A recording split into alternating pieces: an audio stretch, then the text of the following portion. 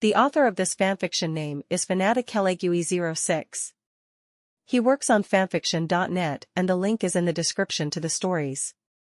Chapter 37, The Safari Zone Rush. Paul, Ash muttered in surprise. Sure enough, the cold boy whom Ash and the group had become acquainted with was standing right before them. Judging by the glare he had on his face, it seemed he hadn't changed at all since the group last saw him. Shaking away his shock, Ash glared back at Paul. Yeah. I'm still a trainer. I'll have you know I've gotten a lot better since I saw you last. Really? Paul asked sarcastically. So does that mean you finally took the advice I gave you about training Pokemon? I'll never resort to raising Pokemon that way. Ash said defiantly. My Pokemon and I worked together as a team and spent a lot of time bonding with each other.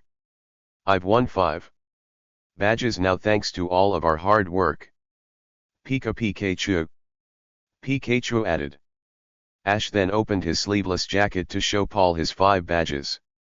These badges were a testament to the hard work he and his Pokemon have been through. Ever since that time. In the snow cave, his relationship with his Pokemon had changed for the better.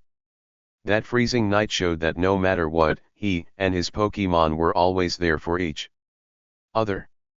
He wasn't expecting Paul to smirk at him once he saw the badges, though. The smirk soon turned to a cold frown, however. After all this time, you still only have 5 badges. You truly are pathetic, Paul said. If Ash didn't know better, he could have sworn Paul almost sounded disappointed. Ash mentally cursed at himself. It seemed that no matter how hard he worked, his rivals were always one step ahead of him. It wasn't that he was a bad trainer now. Even casting aside the night in the snow cave, he truly had gotten a lot stronger since he last saw Paul. He regularly trained his Pokemon almost every day now. Anytime he saw a weakness of his Pokemon, he redoubled his training to cover that weakness. His time at the Sylph Company and Sabrina's gym had taught him that much. It had also taught him to lose his recklessness. It's just he had yet to catch up since he vowed to get better. How many badges have you gotten, then? Ash asked curiously. I've gotten 7. The only badge I haven't received yet is the Earth badge from the Viridian City Gym. I would have already been there, but the gym leader wasn't there at the moment, Paul replied. You have 7 badges. Ash exclaimed. Of course. That's where any competent trainer should be, not that you would know anything about that. I just got back from the Fuchsia City Gym, Paul said. Ash felt Serena put a hand on his shoulder to try to calm him. Ash took a deep breath. He knew Paul was only trying to get a rise out of him. He wasn't going to take the bait of Paul calling him a bad trainer. If that's how you feel, how about another battle? I'll prove to you that I've gotten stronger, Ash offered. No thanks. I don't have time for a battle right now, Paul replied as he turned to walk away. Where are you going? Ash asked. Why was Paul blowing him off like that? None of your business, Paul answered rudely as he left the scene. As they watched Paul leave, Ash felt the tension in his chest relieve. He then sighed. He and Paul were complete opposites. Every time Ash saw that guy, it seemed there could never be a friendly conversation between the two. What do you suppose is up with him? Misty scoffed. This isn't a new attitude for Paul. I just don't understand how there are people like him. He is so much different from how Damien was, though. Damien was just a cruel, mean-spirited crook who didn't care about his Pokemon. Paul, on the other hand, seems to be a very hard-working person who respects those above him, just extremely cold. I can't help but wonder if he was always like that, Ash mused. It isn't like Paul would tell us if we asked him, Brock figured. I say we don't worry about Paul at the moment and focus on resting. He'll turn up later if he is meant to. Yeah. Let's head back to the Pokemon Center, Ash agreed as they began to head back to spend the night there. The Pokemon Center was a madhouse when the group got back. They wondered what could have caused such a commotion in such a short amount of time. It clearly wasn't because there were a lot of injured Pokemon because Nurse Joy didn't appear especially busy. So what could the problem be? The group was thankful they already had rooms reserved here from previous nights. Deciding to ask Nurse Joy, the group went over to her. She was looking worriedly at all the people in the lobby but not preoccupied. The group knew they weren't interrupting anything. Hey, Nurse Joy. What is with all of the trainers here so suddenly? Ash asked her. Nurse Joy sighed before giving her answer. There have been rumors of a Dratini sighted in the Safari Zone this week. It's been all over the news recently, which attracted a lot of attention. Naturally, many trainers have come down to Fuchsia City to visit the Safari Zone and hopefully catch a Dratini. I think I remember hearing that on the news last night, Brock realized as he crossed his arms and appeared in thought. I guess it just took the trainers this long to arrive here from other parts of Kanto. With as rare as a Dratini is, I can't say I blame them for coming. Right. Some people don't believe the reports and think it is a big hoax. Some even think it was completely made up with no evidence and was really used as a publicity stunt. Nurse Joy said. What do you think, Nurse Joy? Serena asked curiously. I personally think it's real. Kaiser is the warden of the Safari Zone, and he has been there an extremely long time. There is actually a picture of him and a Dratini inside of the entrance building that was taken almost 30 years ago. As far as I know, that Dratini is still in the Safari Zone, Nurse Joy answered. Well, it gives all the more reason to check it out. Right, guys? Ash asked excitedly. He then looked at Pikachu. Are you ready to go search for a Dratini tomorrow, Pikachu? Pikachu. The rodent responded in agreement. Het. You actually think a Dratini is going to appear to a trainer like you? The voice of Paul suddenly said from behind them. Ash immediately glared as turned to face his complete opposite. Yeah. What's wrong with that? He demanded. Nothing. Just don't be surprised if your efforts turn up fruitless. There is no way you will ever find a Dratini in the Safari Zone, Paul smirked. Oh, yeah. What makes you so sure you will find one? Ash asked with an edge in his voice. A Dratini is only going to appear to a competent trainer. You, on the other hand, can't even get your Pikachu to get inside of a Pokeball, Paul answered as he gestured to the rodent on Ash's shoulder. If Pikachu doesn't want to go into its Pokeball, I won't force it. Ash defended. My Pokemon and I trust one another and are sensitive to each other's feelings. Paul smirked again upon hearing that. Het. You wonder why you only have 5 badges, he muttered. A flash of hurt appeared across Ash's eyes, but he quickly masked it. I'll show you, Paul. I'm going to find that Dratini tomorrow. Ash yelled. Well, do your best, Paul said. He then gave a rough smile and walked off to a different area of the Pokemon Center. Ash felt his hands clench as he watched Paul leave. What is with that guy? He then felt Serena's arms wrap around him. The gesture took him completely by surprise. Despite unexpected, Ash welcomed the embrace Serena was giving him. Ash, don't listen to Paul, Serena told him. You are a wonderful Pokemon trainer. I wouldn't be where I am today if it wasn't for you and the help you gave me. Ash, remember what I told you about not letting your feelings get the better of you, Brock reminded as he gave Ash a serious look. We know Paul makes you mad, and truthfully, he makes the rest of us angry, also. You just have to remind yourself that you are a great Pokemon trainer. All of your Pokemon think very highly of you, as well. That's right, Misty added. Just remember that we are going to the safari zone to have fun. It isn't a contest with Paul on whether you find a Dratini or not. Pika-Pi. Pikachu encouraged. Cubone. Cubone added. Thanks, guys, Ash replied as he nodded his head and Serena let him go. His friends were right. He shouldn't let one trainer's opinion get the better of him. Everyone else believed he was a very unique individual who even had the gift of aura, even if he didn't know how to use it yet. Even Gary Oak had called him a good trainer. He was even helping Serena look after a baby Cubone.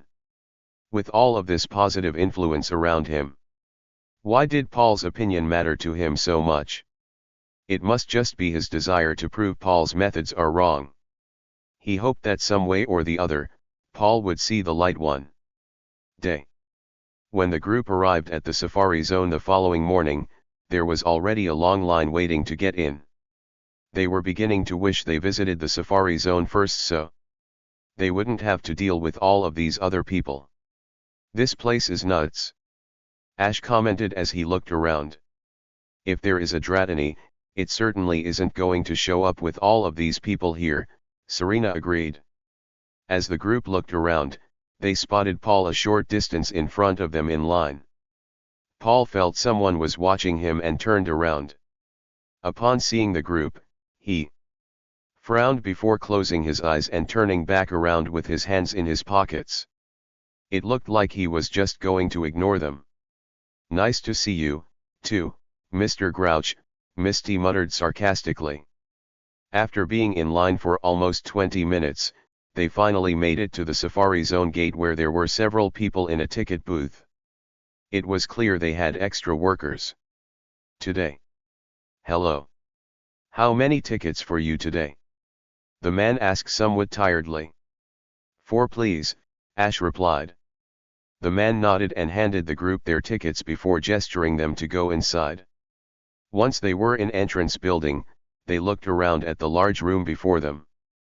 In corner of the room, a large picture of a young man holding a Dratini in his arms was shown. That must be the picture Nurse Joy was talking about. Many people were crowded around trying to get a good look at it. As the group came closer to get a good look, it certainly didn't look like a hoax. Despite being a long time ago, the Dratini should still be in the safari zone, assuming it hadn't changed locations of course. As the group looked to the side of the crowd of people, they were surprised to see a familiar young girl with brown hair and a white hat sitting in a nearby chair.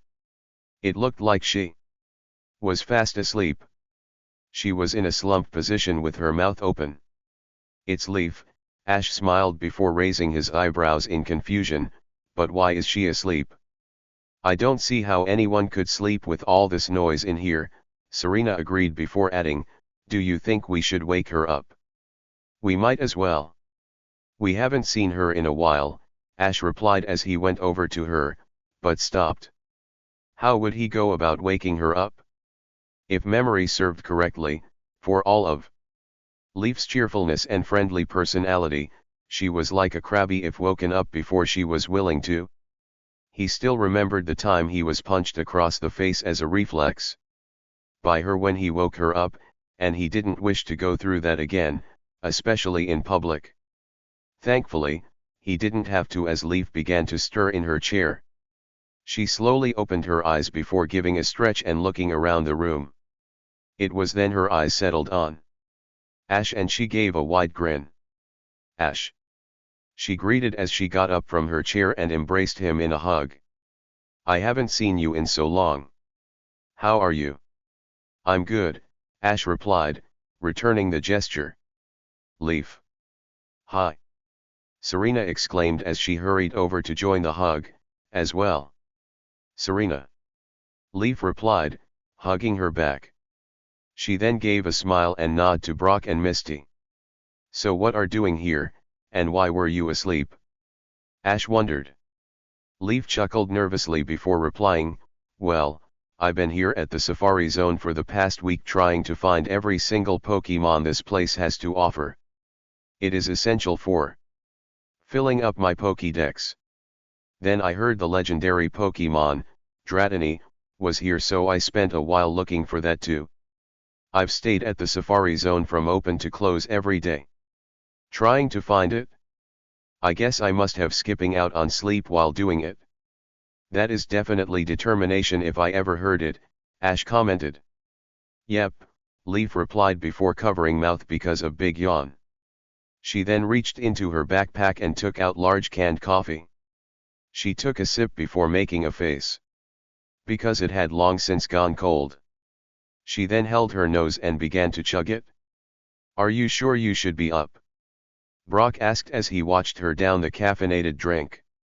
You look ready to collapse. I'll be fine, Leaf replied sleepily. I don't want to rest until I see Dratini. If I miss this chance, filling up my Pokédex is meaningless. Well, since you're here, we might as well enjoy the Safari Zone together, Ash suggested. That sounds great. Leaf agreed before giving another big yawn which caused the group to sweat drop. It was then she noticed the Cubone in Serena's arms and gave a smile. Where did you get the Cubone, Serena? Oh, we found it when we were in Lavender Town. It was an orphan at Mr. Fuji's house, so Ash and I are taking care of it, Serena replied. She then looked down the Pokemon in her arms. That is one of our friends, Cubone. Her name is Leaf. Will you say hi? Cubone. It replied before smiling and waving at Leaf. It's so cute. Leaf squealed. Her excitement for cute things seemed to still exist. Paul happened to be walking by at the moment and saw the group once more. Ash turned and saw Paul staring at him. Ash stared right back and got a look of determination on his face. Their gazes were so intense they seemed to pierce each other. Paul then averted his gaze before walking away. Despite his friend's advice, there was a silent battle going on between Ash and Paul right now. Who was that? Leaf asked curiously once she noticed the silent exchange. His name is Paul. He has a really strict method on training his Pokemon. He is the complete opposite of Ash, Serena replied. She then looked over and saw the intense look on Ash's face as he watched Paul go. Serena knew Ash remembered that this wasn't a competition, but she had a feeling Ash and Paul would be turning it into one, regardless. She just hoped that Ash could keep his cool today. The group was now finally inside the Safari Zone, Fuchsia City's main attraction. The staff explained the rules and told them would have 3 hours to catch as many Pokemon as they could. Once the 3 hours were up, they would need to pay again to have the session extended. The only catch was they were not allowed to use Pokemon to battle the wild Pokemon. They were only allowed to use special types of Pokemon called Safari Balls. That meant a lot of their captures would be based on luck. They were turned loose, and it was now time to catch some Pokemon. So where do you think we should start, guys? Ash asked the group as he looked around excitedly. I think we should. Do you guys hear something? Misty began, but stopped. It sounds like some kind of rumbling noise, Serena muttered. It's coming from over there, Misty pointed out as she went behind a bush to investigate. As soon as she looked behind it, she gasped and started running in the opposite direction. What's wrong? Ash asked. Don't just stand there. Run. A Tauros stampede is coming. Misty screamed as she ran by the group. The rest of the group got panicked expressions before running away also. About a few seconds after they started running, the Tauros plowed through the bush and was on a direct path behind the group. There had to be at least 30 of the wild bull Pokemon.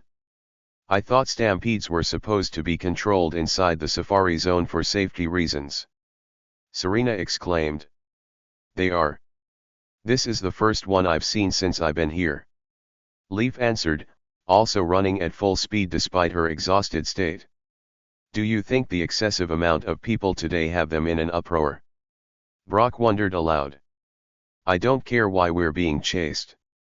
I just want to get out of their way. Misty screamed. Ash then spotted a clearing that branched off from the main path. They could get out of the way there. Guy. Over here. He called as he gestured to the opening. One by one, the group jumped into the clearing as fast as they could, each eager to get away from the stampede. Serena was the last one to attempt to get in. Unfortunately, in her haste and carrying a Pokémon with her, she stumbled as she turned, causing her to fall to the ground. Cubone was thrown from her arms and fell right into the path of the incoming Tauros stampede. Cubone! Serena cried as she got up and dashed towards Cubone to save it. Wait, Serena! Ash yelled once he saw her run right into the danger zone. He then took off, as well, setting down Pikachu before he went. Cubone stood there like a small creature in headlights as it watched the stampede come closer. Its senses were telling it to hurry and move out of the way, but it was too scared. It was absolutely frozen on the spot. It suddenly felt arms wrap around it as Serena grabbed it.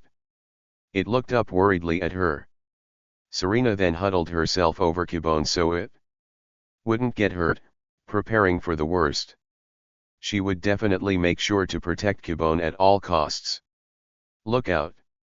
She heard everyone yell. Serena knew she didn't have time to get up and move. She would just have to take the stampede and hope she survives. If she doesn't, she never would have told Ash how she really feels. Serena shut eyes tight, waiting for the Tauros stampede to flatten her like a pancake. Closer and closer they got, but it never came. At the last second, she felt someone fly into her, immediately pushing her out of the way. A quick glance showed that it was Ash. The two humans and Pokémon were moving through the air quickly. They soon landed on the ground a short distance away, Ash grunting in pain as he came in contact with the ground, the Tauros stampede just missing them. The bull Pokémon continued to charge on, as if not noticing they almost trampled someone. Both Ash and Serena were panting heavily at the close call. They looked themselves over to make sure they didn't sustain any injuries. They then looked at each other for a moment before Ash finally spoke up. "Are you okay?" he asked. "I am. You saved me," Serena breathed as her face heated up. "Haha. Yeah. I guess I did." It was like instinct took over for a second, Ash muttered as rubbed the back of his neck. "Ash, thank you," Serena said sincerely as she took Ash's hands in her own. Ash immediately felt his face heat up, as well. Serena was holding his hands again, and it was making the inside of his chest contort into all kinds of positions. What was it about Serena that made Ash feel like he could something crazy so lately? He even saw Serena was starting to lean in closer to him, and he wasn't stopping her. Their faces were just inches apart, and then, "Are you two okay?" Brock asked as came over to them, followed by Leaf and Misty. Serena and Ash immediately pulled away. Their faces were even redder than before. "Yeah. We're fine," Serena answered hurriedly. She couldn't believe she almost had her first real kiss with Ash. In retrospect, however, maybe a public place like the Safari Zone wasn't an ideal place to have something like that with, kind of like when she almost did it at the Battle Chateau yesterday. Despite that, why did these moments keep needing to get interrupted? "I think Ash and I are starting to rub off on you, Serena," Leaf told her with a smile and crossed her arms.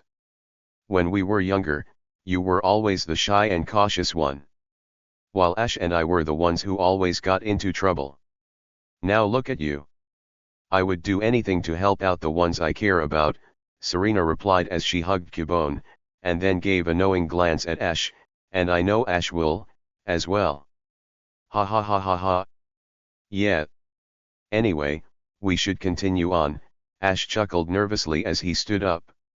He then helped Serena to her feet. As Serena was being pulled up by Ash, a million thoughts were running through her mind. Ash wasn't even trying to pull away from her. In fact, he was leaning in, as well. Did that mean Ash intended to kiss her, as well? When would another opportunity like this present itself? Should she tell him how she feels soon? Should she do it today? Should she? Earth to Serena, Misty called out while waving her hand in front of Serena's face. Serena snapped out of her thoughts and saw everyone was staring at her. Ha ha ha. I guess I just spaced out for a moment. She laughed. Since we are all okay now, we should really start our search for some Pokemon to catch, Brock suggested. We've already been here for 20 minutes. The time will be up. Before we know it, the group was about to move on when a large mantis Pokemon flew by and landed a short distance from the group. It was a Scyther. It had found some nice bushes nearby and started whacking at them with its sickle-like forearms, perhaps as a show of its strength, or looking for prey. The group stood their ground, fascinated that a Scyther had just flown in front of them like that. Misty, on the other hand, turned ghostly pale. It's a BBB bug. She shrieked as she sprinted off and hid behind a nearby tree. What's wrong with her? Leaf wondered once she saw the display. Misty has a huge phobia of bugs, Ash explained. He then began to laugh. You should have seen her when I caught Caterpie. She was yelling and freaking out the whole time. That isn't funny, Ash Ketchum. Misty shouted from behind the tree. Besides, this bug has sharp claws and is really big. Make it go away. I know. I'm going to capture it, Ash declared as he pulled out a safari ball. I haven't had a bug Pokemon since Butterfree. It was then Ash briefly remembered his butterfly Pokemon and how it left to start a family. He didn't stay on this memory too long, however, as he had to focus on the Scyther in front of them. Ash took a few steps forward and looked at the Scyther before him. The Scyther sensed Ash looking at it and turned to face him. Upon seeing Ash, a glint appeared in its eye, and it gave a smirk. Ash raised an eyebrow at this gesture before deciding on a course of action. Should he just throw the safari ball at it? Should he try to lure it so it will let its guard down? Ash, be careful, Leaf said from behind him. I don't like the way that Scyther is looking at you. It looks too confident. Ash took a deep breath before mumbling to Pikachu on his shoulder. Are you ready to go for it, Pikachu? He asked. Pika, the rodent answered.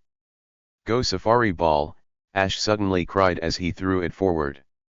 The Scyther made no move to get out of the way. In fact, its smirk grew wider when it saw the ball coming towards it. Just before the safari ball connected, it swiped at it with it sharp claws and knocked it away. The safari ball then bounced harmlessly on the ground a short distance away. Ash! Watch out! Serena cried once she saw the Scyther grin mischievously. It then flew forward straight at Ash. Whoa! Ash cried as he and Pikachu were suddenly backed into a tree. The Scyther landed in front of Ash and smirked at him. I don't get it. What is this Scyther's problem with me? Ash wondered aloud. As if to answer his question, the Scyther reached out with its blades and made a tear into the sleeve of Ash's clothing. Ash remembered a similar action a couple of days ago with a Scyther at the zoo. Realization hit him. This was the same mischievous Scyther he saw at the zoo. What were the odds of seeing it again? Oh, he. I guess you are still pretty irritated I called you harmless and tame back at the zoo, huh? Ash chuckled nervously. I can see now that you are a very strong and dangerous Pokemon. I really wasn't trying to insult your pride at the zoo. I was just reassuring my friend. The group stood worriedly as they watched the scene. They weren't quite sure how far the Scyther was willing to go about harming Ash, and they didn't want to find out, either. It was illegal to attack Pokemon or have battles in the Safari Zone, but what if someone was in danger? Serena then stepped up and brought a safari ball out. Ash was definitely in a predicament right now. If this Scyther thought it was tough stuff, she would cut it down size, no pun intended. The Scyther continued to loom over Ash and Pikachu, giving them a very intimidating look. It didn't even notice Serena coming up behind it. Ash saw her, though, but gave no indication he did so it wouldn't alert the Scyther to her presence. Serena took a deep breath. This Scyther was a pretty scary Pokemon, but she could do it. Go, Safari Ball! Serena yelled as she threw it straight for the Scyther. The Scyther gave a surprised gasp when it heard her voice and spun around away from Ash to face her, but it wasn't quick enough as the ball connected and sucked it inside. Everyone watched the ball continuing to shake. They really hoped Serena was successful on her first try. They didn't want to have to try again, as who knows what the prideful Scyther would do. After shaking for a while, the ball finally let out a ding to show Scyther was captured, and everyone breathed a sigh of relief. Whoa, that was way too close, Ash sighed as he and Pikachu slumped against the tree and put his hand over his chest. Pika Pika, the rodent agreed. Are you okay? Serena asked worriedly as she went over to Ash, soon followed by the others. Yeah. I'll be fine. Thanks, Serena, Ash replied. You really had us worried, Leaf said.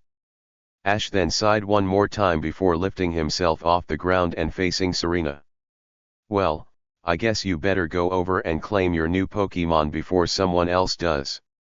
Right, Serena agreed as she went over and picked up the Safari Ball. She stared at the ball for a little bit before it was automatically transported out of her hands. It was then Serena realized that she had now captured enough Pokemon to start rotating her team. Once they leave the Safari Zone, Serena would make sure to give a call to Professor Oak to properly introduce herself to the Mantis Pokemon. The Scyther she had caught seemed to have a bit of a mean streak to it, but she would make sure to correct that behavior before long. Is the bug gone? The group suddenly heard Misty call from the faraway tree. Everyone face-faulted. She had totally missed everything that just happened. Yes. I caught it, Serena answered with a roll of her eyes. Misty immediately came back from behind the tree and breathed a sigh of relief. Phew. For a second, I thought that bug was going to get me. She joked. Everyone looked at her with deadpan expression. She had no idea how further from the truth she was. It was really Ash who was in danger the entire time. Upon seeing their expressions, Misty took that as a sign to be quiet for the time being and laughed nervously. Ahem. Anyway, there are still a lot more Pokemon to catch while we are here. We've had a good warm-up, so I say we spend the rest of our time enjoying ourselves. The Safari Zone is supposed to be fun, after all, Brock spoke up. The rest of the group nodded their heads in agreement before moving on. While they were moving, Leaf leaned over to Serena and whispered, So what's been going on with you and Ash lately? You two seem to be a lot closer than the last time I saw you. We are, Serena confirmed. Ash and I have been through so much together lately. I really am getting the feeling he may like me back, after all. See? I told you, Leaf said with a smile. You better let me know as soon as you two become a couple. Serena blushed heavily. Leaf. She whispered harshly. Leaf giggled. I'm just teasing you. What are you two whispering about back there? Ash asked curiously as he turned to face them. Nothing, Ash, Leaf replied with a wink. Ash gave them an inquisitive glance before turning back to around to face ahead. Girls, he whispered to Pikachu with an eye roll. The yellow rodent snickered in response. It had already been about another 20 minutes since the group had encountered the Scyther, and surprisingly, they hadn't seen another Pokemon since. Were all of the people here scaring them away, or were there just so many people they already captured them all? Should the group ever come to a Safari Zone again, they would make sure to go on a day when there were less people. So Brock, Misty, have you two thought about which Pokemon you would like to catch in the Safari Zone? Ash asked. Well, are there any good water Pokemon here? Misty asked as she rubbed the back of her head. I'm sure there are some nice rock Pokemon here that I would like to capture. Despite not being a pewter gym leader anymore, rock Pokemon are still my specialty, Brock replied. As if on cue, the group finally spotted their next Pokemon. It was a giant gray rhinoceros Pokemon with a stone body. Hey, guys. Look. It's a Rhyhorn. Ash said excitedly as he pointed to the rock rhinoceros Pokemon eating some grass nearby. I think a Rhyhorn would be an excellent addition to my team since I haven't caught a rock-type Pokemon in a while, Brock figured. Do you think you are going to try to catch it, Brock? Serena asked him. Of course. I have a theory, you see. I bet if I can show this Rhyhorn how gentle and caring I am, I can coax it to come onto my team. I think it would be a lot more effective than throwing a safari ball at it. Are you sure that's a good idea, Brock? Misty asked with a raised eyebrow. I've heard Rhyhorn can get pretty aggressive. Don't worry, Misty. I'm aiming to be the best Pokemon breeder. It's actually how I captured all of my other Pokemon like Onix, Graveler, and Vulpix. The only one I caught with a Pokeball so far is Golbat, Brock replied. If you say so, Misty muttered. Brock then walked over to the Rhyhorn while it was still eating and stood behind it. Everyone else waited a safe distance behind a bush to see how it would play out. Hey, Rhyhorn. How are you today? Brock asked it with a friendly smile. The Rhyhorn looked up from the grass it was eating and gave Brock a curious expression. Brock then noticed a scratch on the Rhyhorn's leg and gave it a sympathetic expression. I see that you've hurt your leg before. I could patch that up in a jiffy for you if you want. The Rhyhorn continued to stare at Brock, not saying anything. Taking its silence as a sign to go on, Brock reached into his backpack and pulled out a few Pokemon medical supplies. They consisted of a potion and some disinfectant. He then kneeled down next the Pokemon to get a better view of the scratch. Hold still, Brock ordered gently as he sprayed the disinfectant on the scratch. The Rhyhorn growled softly in pain but held fast. Brock then sprayed the potion on the wound and gave a smile to the Rhyhorn. There you go. You're all fixed up now. The Rhyhorn hadn't let its eyes off Brock the entire time. Is this kid crazy? It still watched as Brock went and put back the supplies in his backpack before pulling out a safari ball and holding it in front of him. You know, Rhyhorn. I bet we could make a great team together. What do you say? Will you come with me? Brock asked while giving the rock type a warm and inviting look. His methods and theories were flawless. This is how he got his previous Pokemon. He formed a bond with them. It was what being a breeder was all about. The Rhyhorn continued to stare at Brock curiously. The Pokemon and human were eye to eye. Rhyhorn then began to move closer to Brock.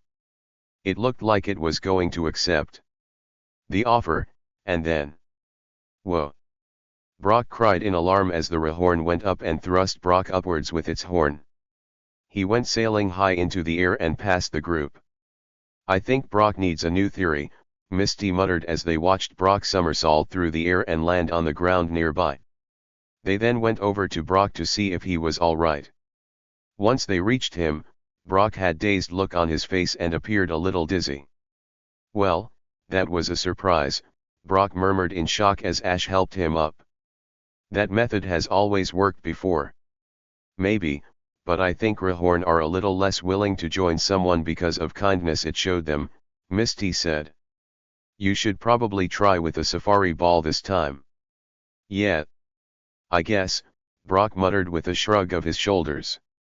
He then shuffled back over to the Rhyhorn and got a determined glint in his eye. The Rhyhorn stared back defiantly at him. Rhyhorn. You're mine. Brock shouted as he threw the safari ball forward. It soared through the air and connected with the Pokémon, sucking it in. The safari ball then landed on the ground and began to shake several times. Rhyhorn was clearly putting up a huge struggle. After a while, the ball dinged to show Rhyhorn was captured. All right. I caught a Rhyhorn. Brock cheered as he held the safari ball in front of him. Great work, Brock. I bet that Rhyhorn will be a good addition to your team, Ash praised. Thanks, everyone. Brock said with a smile. It was then he heard a familiar rumbling again and got a panicked expression his face. Everyone else looked at his expression before they heard it, too. Everyone, I think we are going to need to get out of here again pretty soon, Serena muttered fearfully. Sure enough, the group turned to their right and saw a large dust cloud not very far away. The Tauros stampede was back. They had to get away quickly. Let's get out of here. Misty cried as she took off running, everyone else following suit. No matter what, the group always seemed to find themselves being chased by Pokémon. They could only imagine what could be next. This is ridiculous. Serena cried as they continued to run. They didn't notice that they were getting to the far edge of the safari zone and covered quite a bit of ground. They passed by a few people while running. The trainers they would pass would look curiously the group before seeing the herd of Tauros and dive into a nearby bush for cover. After running for a while, the group was starting to get tired. Ash realized that they couldn't run forever. He was going to be a Pokémon master. It was then he stopped running and turned to face the Tauros, Pikachu on his shoulder. Ash was staring straight at the Tauros charging straight at him and his partner. Ash! What are you doing? You're going to get flattened. Leaf shouted at him once they saw he wasn't moving. No, Ash replied. We can't keep running from these Tauros forever. If I can catch their leader, it may stop the stampede. Who knows how many other people they have put in danger so far? Do you have to stand right in front of them to do it? Misty cried. I do if I want to find the leader, Ash answered as he scanned each individual Tauros as fast as he could. He figured the leader would probably be somewhere towards the front of the group. There were about 30 of these Tauros, and there were 6 in the front. That narrowed it down significantly. The next thing he reasoned was the leader would probably move before any of the others, so he had to look for just certain action in the stampede, whether it be a shift to the right, left, slowing down, or speeding up. Serena stopped running and got a look of horror on her face when Ash wasn't moving. He had saved her once. Now she was doing the same. Take Cubone, she told Leaf as she handed the lonely Pokémon to her before she took off running towards Ash. Wait! Leaf cried after her. Cubone! Cubone wailed as it struggled to break free. It didn't want to lose another set of parents so soon. The Tauros were getting closer to Ash while he stared defiantly at them. He was going to be a Pokémon master and couldn't just run like that anymore. He had friends and other people to protect. He would capture the Tauros leader. It was then he saw a particular one speed up a little faster than the others. It wasn't long before the rest of Tauros matched its speed, and Ash knew he found the leader. Ash! He heard Serena scream behind him. Stay back! He yelled as he quickly brought out a safari ball. The Tauros were only about 50 yards away from him now. They would be on top of him in only a matter of seconds. He then turned his hat backwards as he and Pikachu got a determined look on their face. Come on, Ash, everyone else thought. Go, safari ball! Ash yelled as he threw the ball forward at the leader. The safari ball soared through the air and connected with the leader just as Serena was reaching Ash. She paused when she saw the ball suck in the bull Pokémon. The other Tauros got a surprised look on their face as they saw their leader get captured in a safari ball. Their movements started to become more wobbly as they slowed down. It was then Ash, Pikachu, and Serena quickly jumped out of the way as the toros passed them. The stampede continued to slow down until it got disorganized enough to stop. They then looked around in confusion before going off to do their business. Meanwhile, the two humans and yellow rodent turned back to the safari ball and saw it shaking. It finally dinged, and Ash breathed a sigh of relief. He had caught the toros leader and stopped the dangerous stampede. He then walked over to the ball and picked up before watching it teleport out of his hands to Professor Oak's lab. I bet Professor Oak will have his hands full with the toros that likes to stampede, Ash thought in amusement. Ash, you are still one interesting guy, Brock smiled in amusement as he and Serena were joined by the rest of the group. He's crazy if you ask me, Misty mumbled.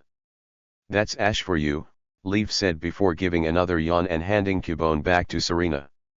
Though I guess Serena isn't much better now. I still haven't forgotten when you two told me you stormed the Sylph Company. Ash and Serena exchanged nervous glances with each other. That was a pretty reckless thing to do and had learned a lot since then.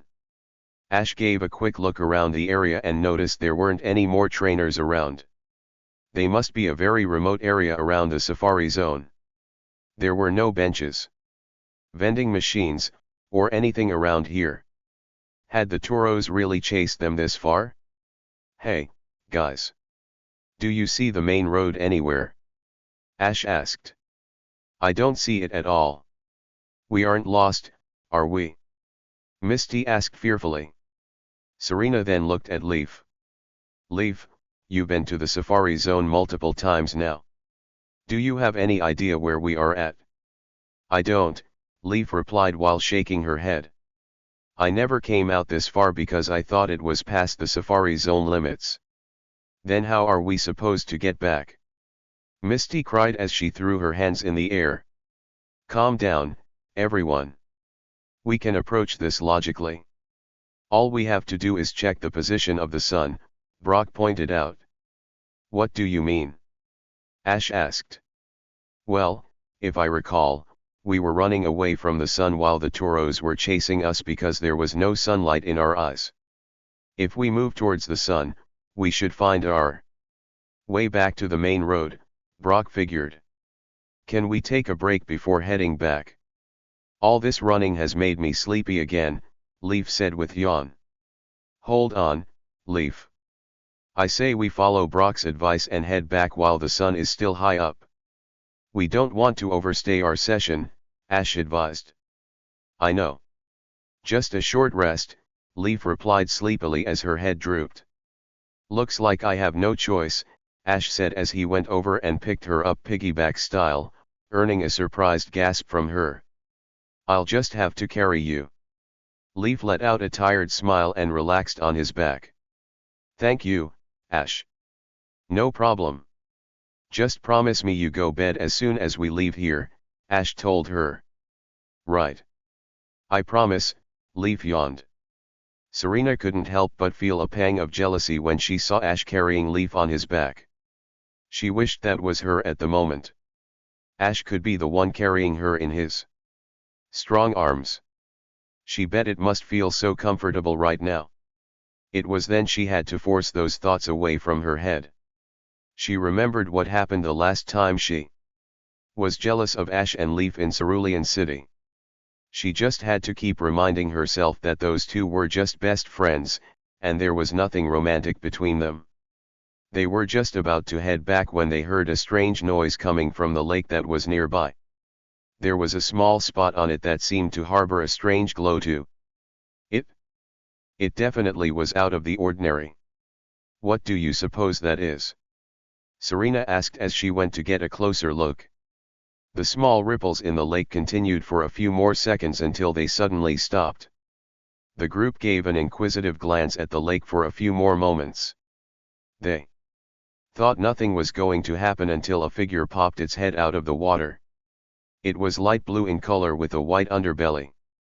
It looked like a long snake with fin-like ears and a circular snout. It was a Dratini, and it was looking straight at the group. "Is that what I think it is?" Ash gasped. "That's really a Dratini. I've been searching for one all week," Leaf said, now wide awake. She hopped off of Ash's back and pulled out her Pokédex, Ash and Serena doing the same. Dratini, the dragon Pokémon. This Pokémon is full of life energy. It continually sheds its skin to gradually grow larger, said the Pokédexes. "I don't understand. How is that a Dratini just showed up like that?" "It is an extremely rare Pokémon that would run at the sight of humans," Brock said in a confused tone. "This must be why no one has seen a Dratini so far," Leaf figured. "We are far off the main path where hardly anyone goes. But this Dratini doesn't really look like it wants to run," Misty commented as she saw the hostile expression in its eyes. Sure enough, as the group took a closer look at the dragon Pokémon, it didn't look timid. If anything, if Pokémon could be considered bad, that is exactly how they would classify this Dratini, judging by its expression. "Yeah. This guy looks a little rough compared to the ones I've heard about," Brock agreed. "I think I might be able to lure it closer with some bait," Ash stated as he pulled some out that was given to him by the Safari Zone staff. He then held it out in his hand and asked, "Would you like some food, Dratini?" The Dratini gave a quick sniff before it began to swim closer to the shoreline, still not letting up on its unfriendly disposition. To the group's great surprise, another Dratini poked its head out of the water, as well. Unlike the one that was swimming towards Ash, this Dratini had a very nervous and scared look about it. "Would you like some bait, too?" Ash asked the newcomer Dratini. Upon hearing Ash's voice, the other Dratini immediately looked alarmed and swam back several feet with a scared expression on its face. The Dratini that came out first saw what took place and glared at the other Dratini before continuing to swim to Ash. Once it came out of the water, it slid a little closer to Ash and stared at the food in his hand for a little bit. "Go on. Have some," Ash encouraged in an inviting manner despite the Dratini's angry look. Dratini stared at the bait for a moment before slapping Ash's hand quite hard with its long tail. "Ouch!" Ash yelped as he threw the food a short distance away. The Dratini chased the food over and began to munch greedily on it and gave an arrogant smirk at Ash, who was massaging his stinging hand. "Well, aren't you just a pleasant Pokémon?" Serena said sassily with her hands on her hips while she glared at the Dratini. That was uncalled for. The Dratini gave an uncaring look at Serena before continuing its meal. The group then cast a look at the Dratini that was still in the water. It barely had its head poked out of the water and was watching the group with a fearful expression. It was apparently acting how the group would expect with a Dratini. They are said to be very cautious of humans. The group thought they were having incredible luck by seeing two wild ones on the same day. They figured that this particular lake must have a few living underwater. "Maybe I can get this one to come out of the water, as well," Ash figured as he took some more bait out of his backpack to coax it to him. He then gave it a warm smile. "Come. Get some food, Dratini." The timid Dratini poked its head out of the water a little higher and cast wary glance at the group. Then, ever so slowly, it began to make its way to Ash. "That's it? Come on," Ash said gently as it came a little closer. "It's so cute," Leaf commented as she watched it come forward. The Dratini slid onto shore and slowly made its way to Ash's hand. It sniffed the food and gave a questioning look at Ash as if to ask that it was okay to take. "Go on. I promise I won't hurt you," Ash smiled. "Pika Pika," Pikachu encouraged. Dratini then leaned over to begin to eat the food, but it was suddenly knocked out of the way by the other Dratini. It was knocked several feet away before getting up with watery eyes. It almost looked ready to cry. "Hey! What did you do that for?" Serena asked the aggressive Dratini angrily. The Dratini said nothing before slapping Ash's hand once more and snatching the food away. Pika Pika Pikachu. The yellow rodent yelled at the Dratini. The Dratini gave an angry look at Pikachu before tackling it to the ground. Pikachu got up and was preparing to thunderbolt it, but Ash stopped it. Wait, Pikachu. Battles aren't allowed in the Safari Zone or we could get in a lot of trouble. Ash warned. Pikachu frowned deeply upon hearing that but relented its thunderbolt. The Dratini smirked in triumph before eating at the food it had just snatched from Ash's hands. That just stinks. It's not even ashamed of itself. It's the complete opposite of how I would expect a Dratini to act. I thought they were supposed to be gentle Pokemon, Misty glared. This thing just has a bad attitude, Brock said with disdain. Ash glared at the mean-spirited Dratini before going over to the other Dratini. Upon seeing Ash coming towards it, its eyes grew wide, and it darted behind a rock. The rogue Dratini got a dark glint in its eye and chased the timid Dratini behind the rock and stood over it in a dominating fashion. The other Dratini cowered in fear as it was loomed over by the other one.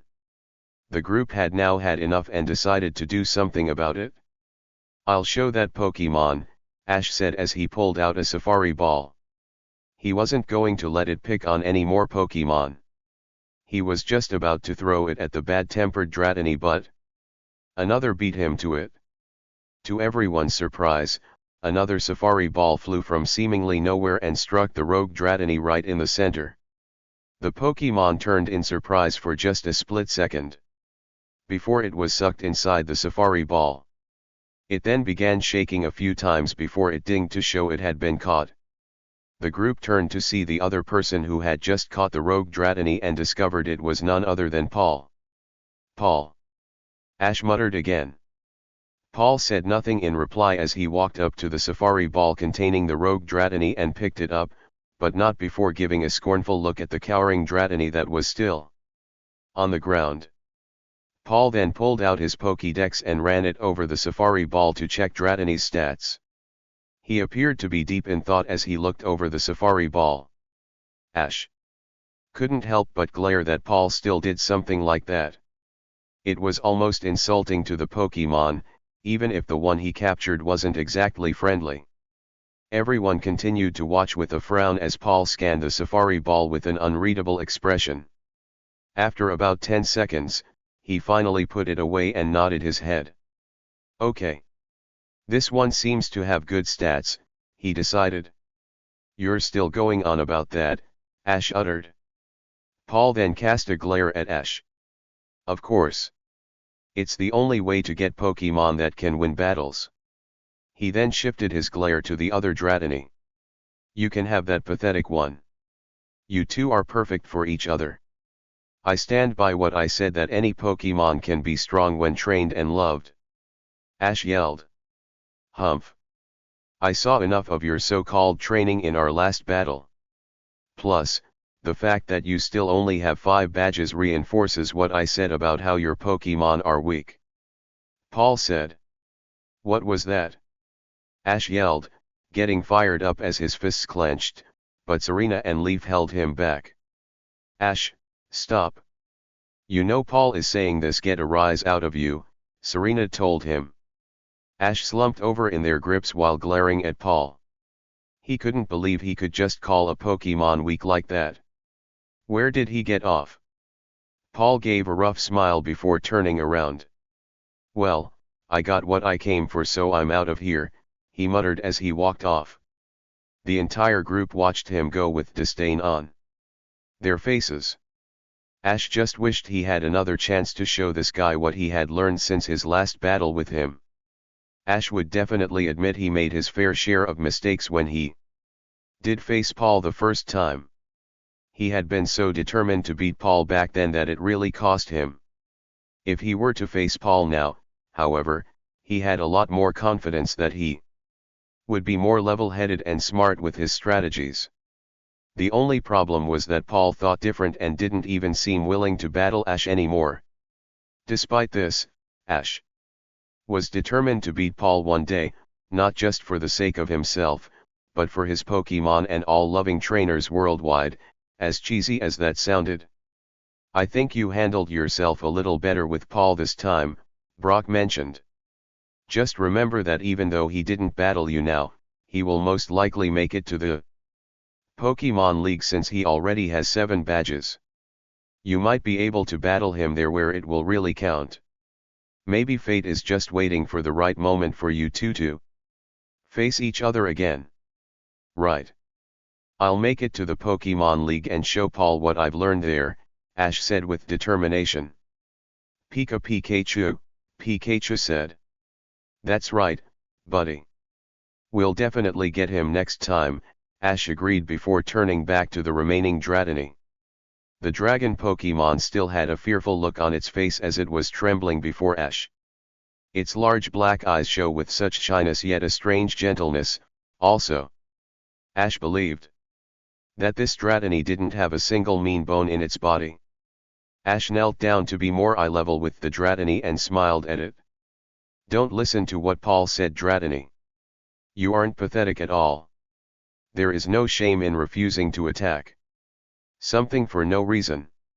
You are definitely the better Dratini. Remember that. Dratini made a soft cooing noise as it looked up at Ash curiously. Hey, Serena. Do you have any extra bait? That other Dratini took all of mine, Ash said to her. Of course, Serena smiled as she reached into her own backpack and brought it over to Ash. Thank you, Ash replied as he took the bait from Serena's hands. He then held it out in front of the Dratini and gave it an inviting smile. Go on. Help yourself. The Dratini gave an extremely wary glance at the bait. It looked as if it were trying to decide if it was safe to do so this time. Ash couldn't exactly blame since it was either stolen from or attacked the previous times. I promise I won't hurt you. Nothing bad will happen this time, Ash reassured it.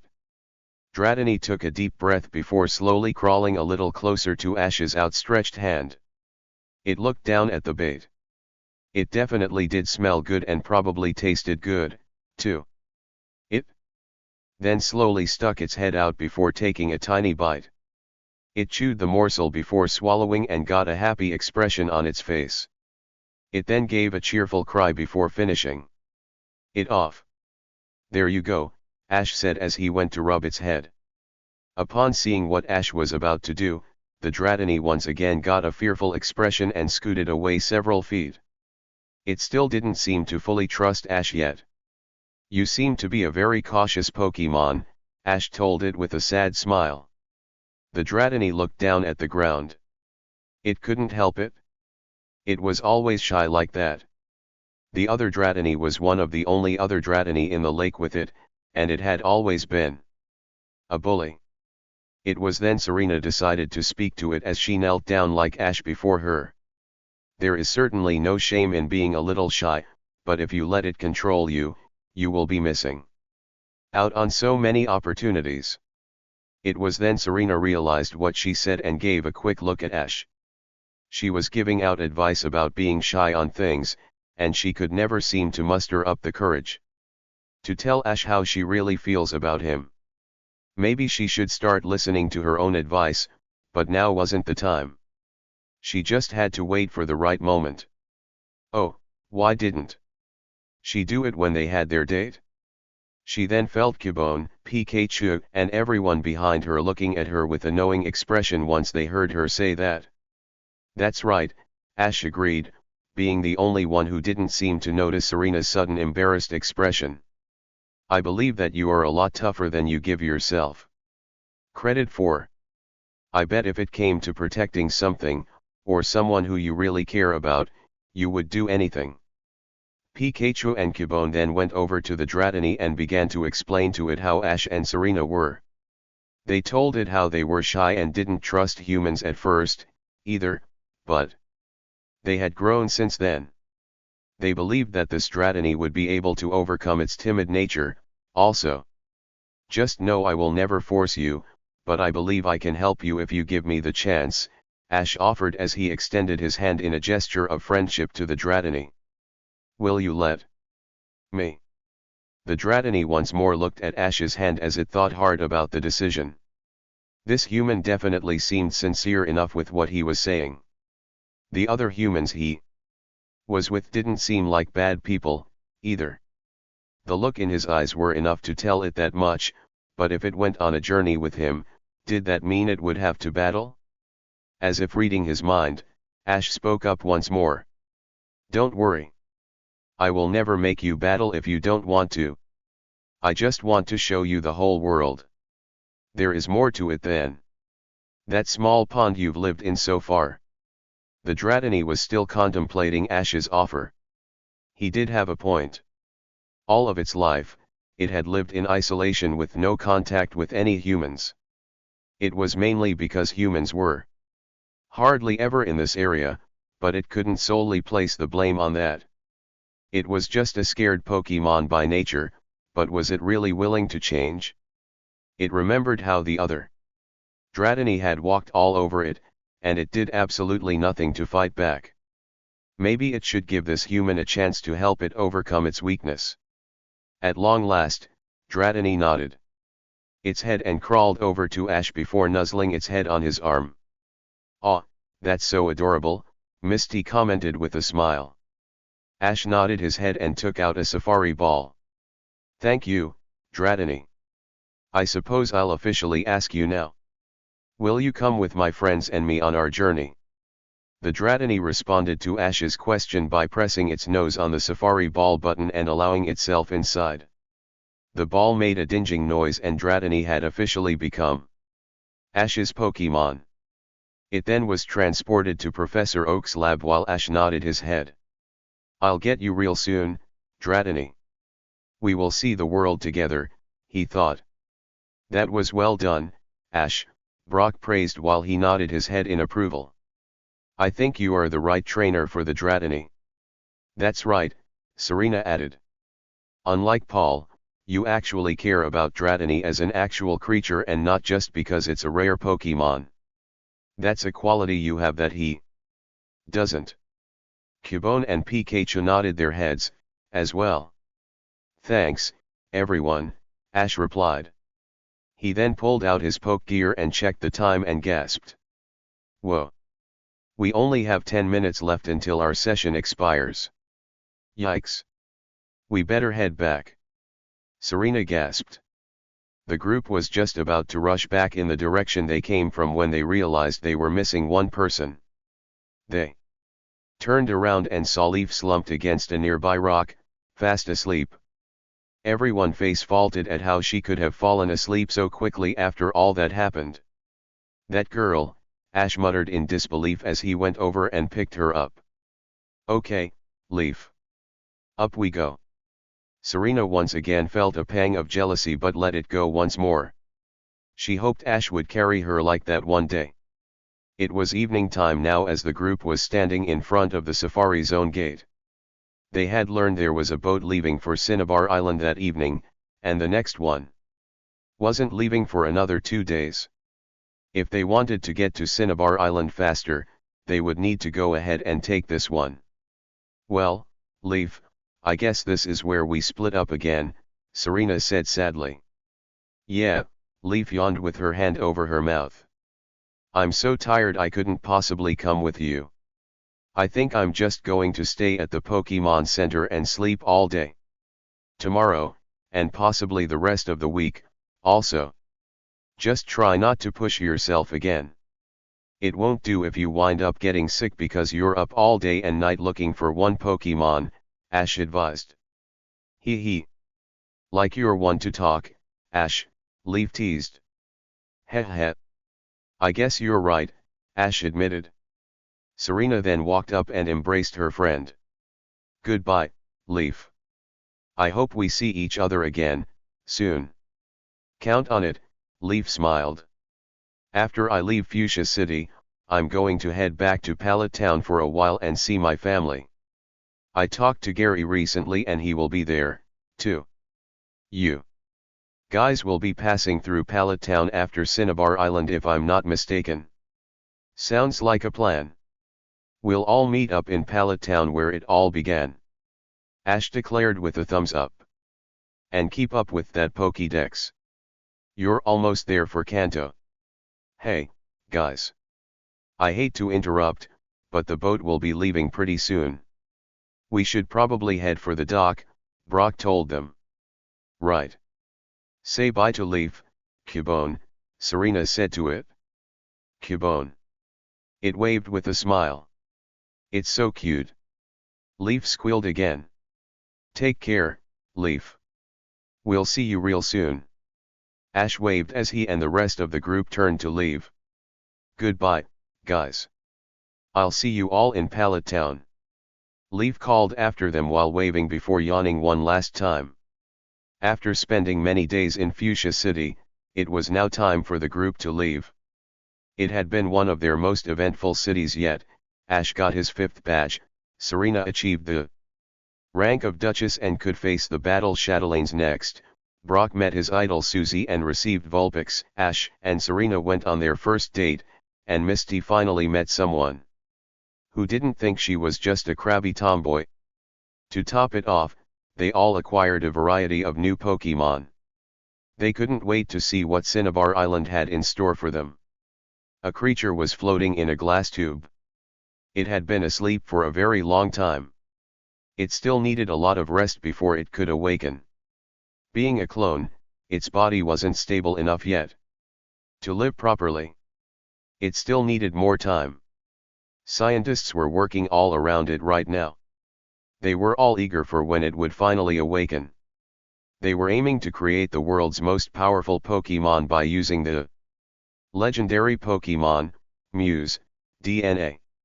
They had been working on this project for many years now. It had taken long enough to just find a strand of fur that was claimed to be from Mew. The fruit of their efforts would finally pay off. It only needed a few more days now. Doctor, are the preparations complete? A scientist asked.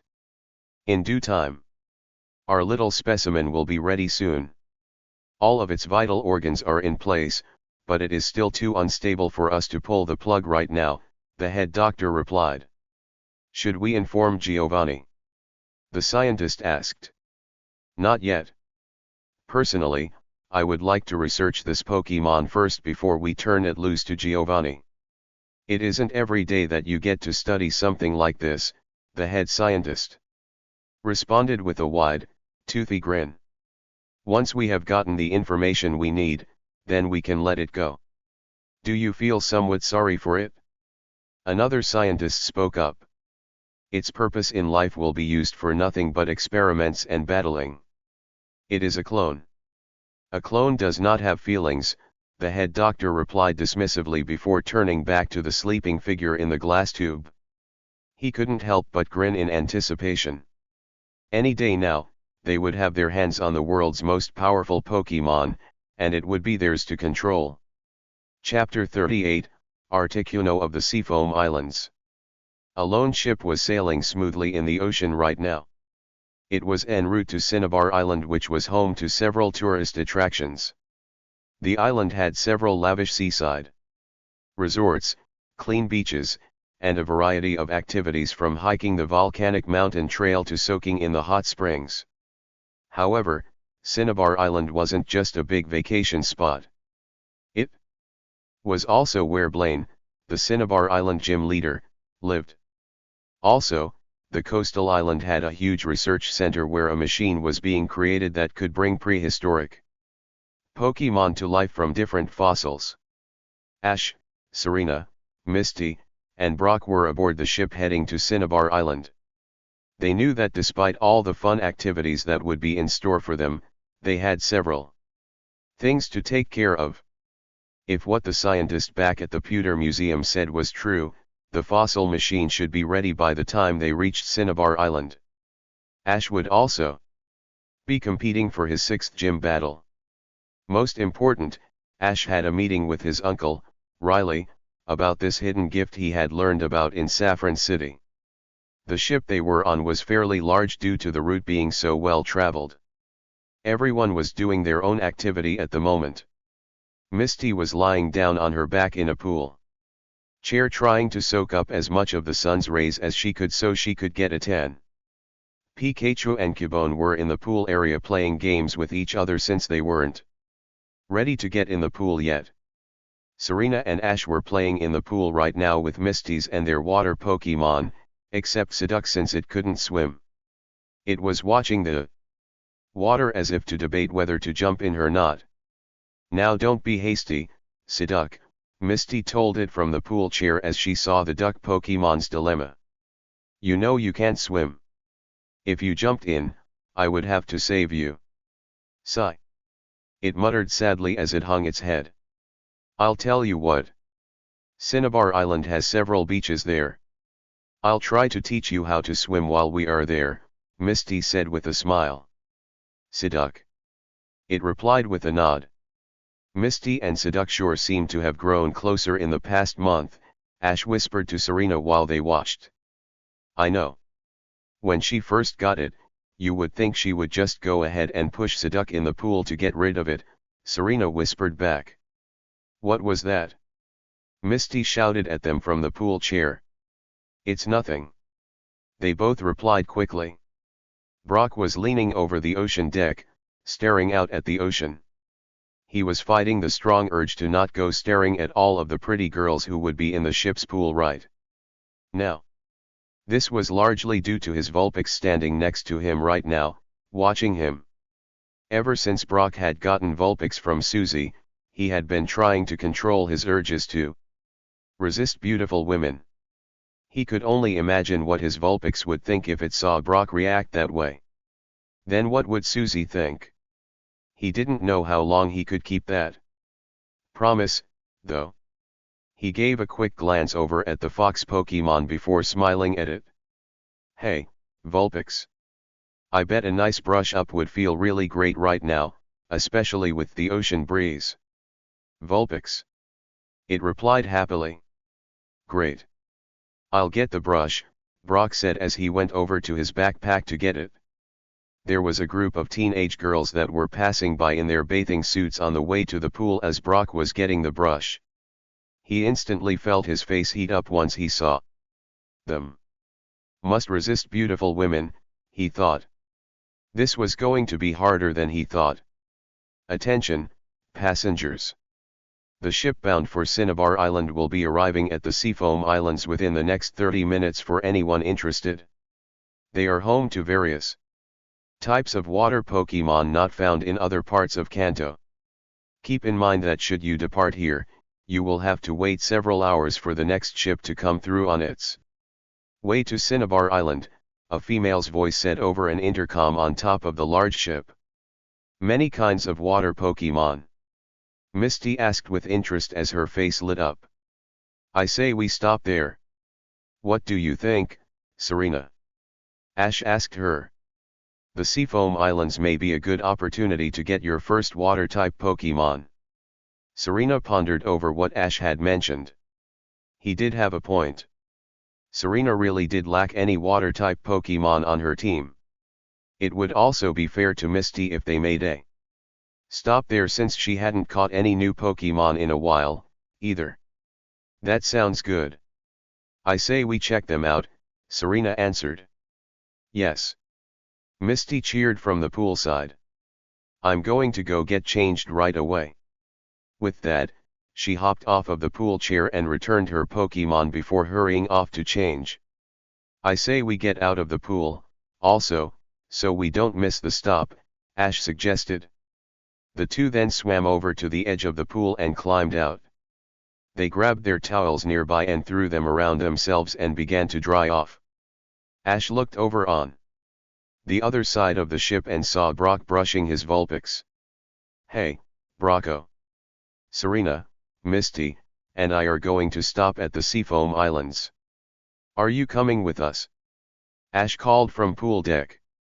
"Sure. That sounds good. Just let me finish with Vulpix before I get ready." Brock answered back. Ash nodded once before turning back to Serena. "This is going to be fun. I have a feeling something really cool will happen while we are at the Seafoam Islands." "Me, too," Serena replied. She hoped she might be able to find some alone time with Ash while they were there. Like Cinnabar Island, the Seafoam Islands had beautiful beaches as well, and the sunsets were said to be magnificent. It would be so romantic if she got to watch the sunset with Ash. She once more began to blush. "What are you thinking about?" Ash asked once he saw her red expression. "Just about you and me," Serena answered automatically, forgetting to give a cover-up this time. She immediately realized what she said and blushed harder. "Oh. Ehehehe," Ash laughed nervously as he blushed, as well. "I bet it was something nice." "It was," Serena replied shyly. "What was it?" Ash pressed. Serena looked down. Should she really tell him that she was having a fantasy about him? She already slipped up by admitting what she was thinking about. She might as well go the full way to see what Ash would say. "I was thinking about maybe watching the sunset with you later if that's okay," Serena said in a small voice. "That sounds like fun," Ash replied while giving her a thumb up, which caused Serena to look up at Ash in surprise.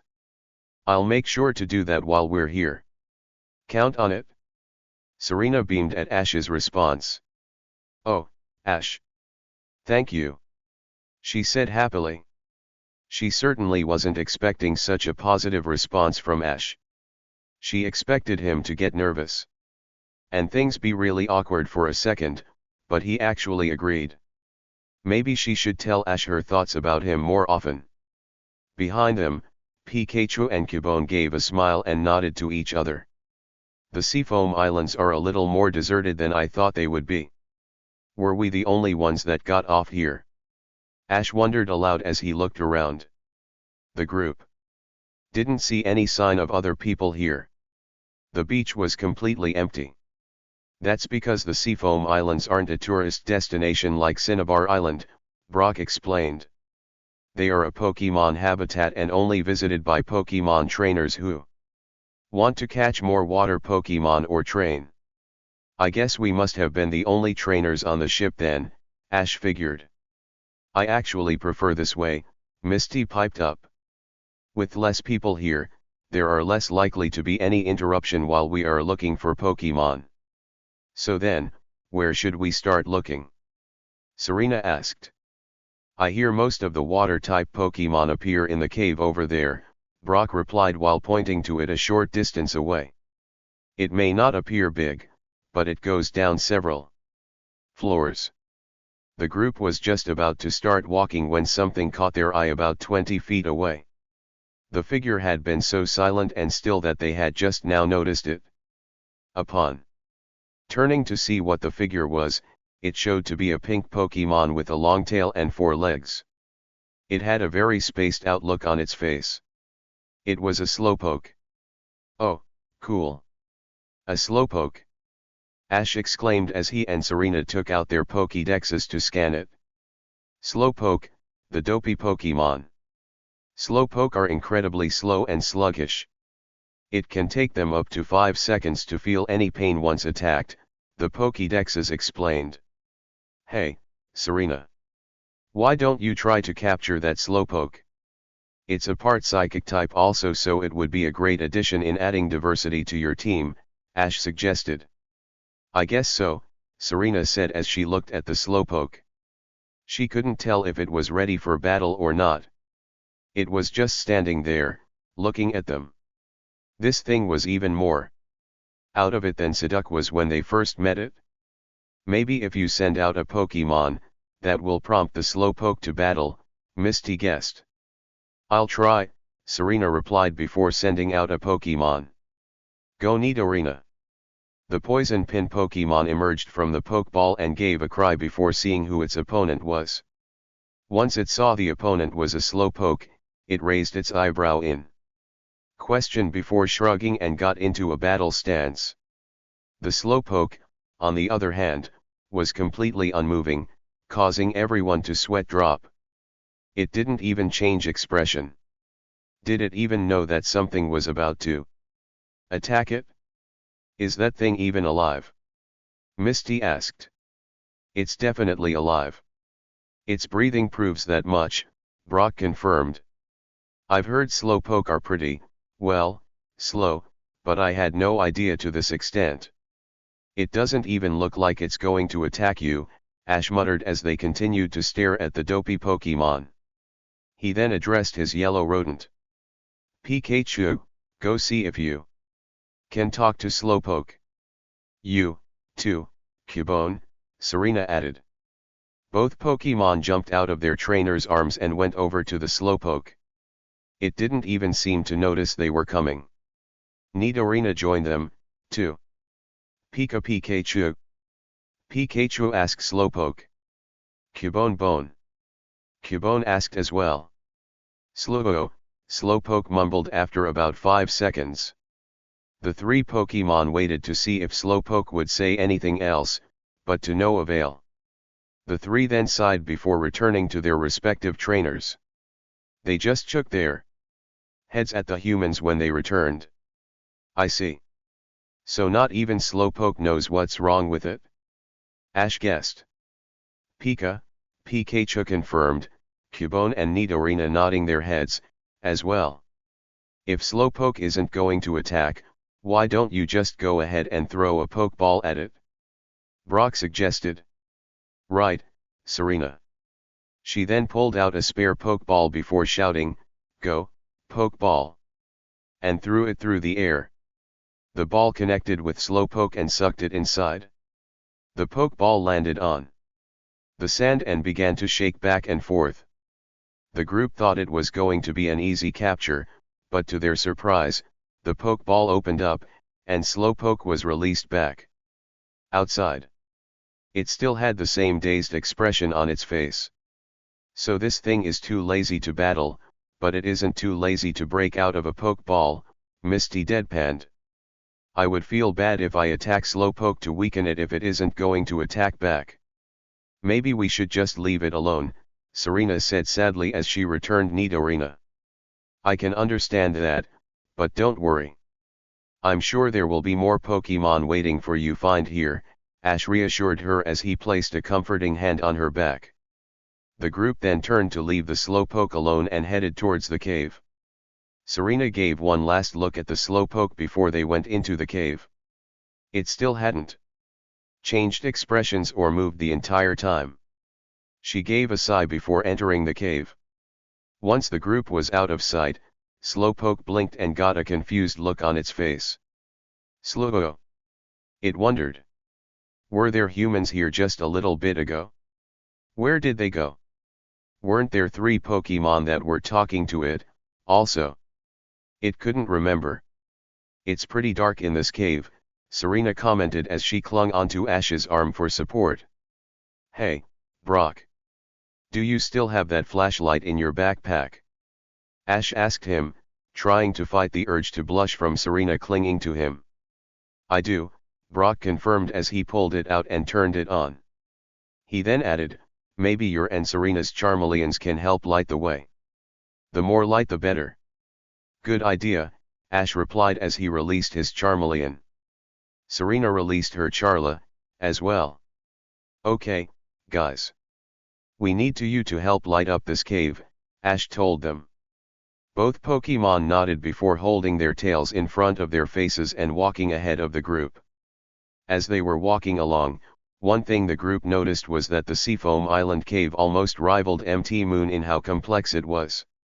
There were several corridors leading off in different directions, so the group was having a hard time navigating the place. The only Pokemon they had seen so far were a few Zubat, but they were just passing through and had no interest in battling the group. After walking through the cave for about 10 minutes, they began to get a little discouraged. I can't believe we are in the Seafoam Islands, and the only water-type Pokemon we've seen so far was a Slowpoke on the beach, Misty groaned. Wait. Do you guys hear something? Brock asked as he cupped his hand to his ear. The rest of the group listened, as well.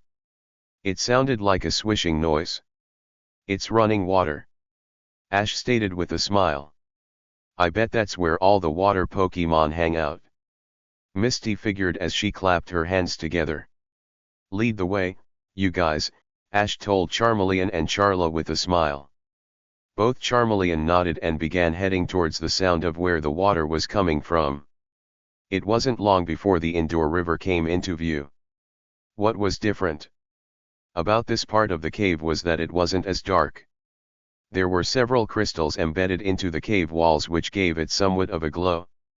The group could actually see pretty well. I guess this is as good a time as any to bring out my special Misty lure. Misty exclaimed as she pulled out the lure in her image and proudly held in front of her.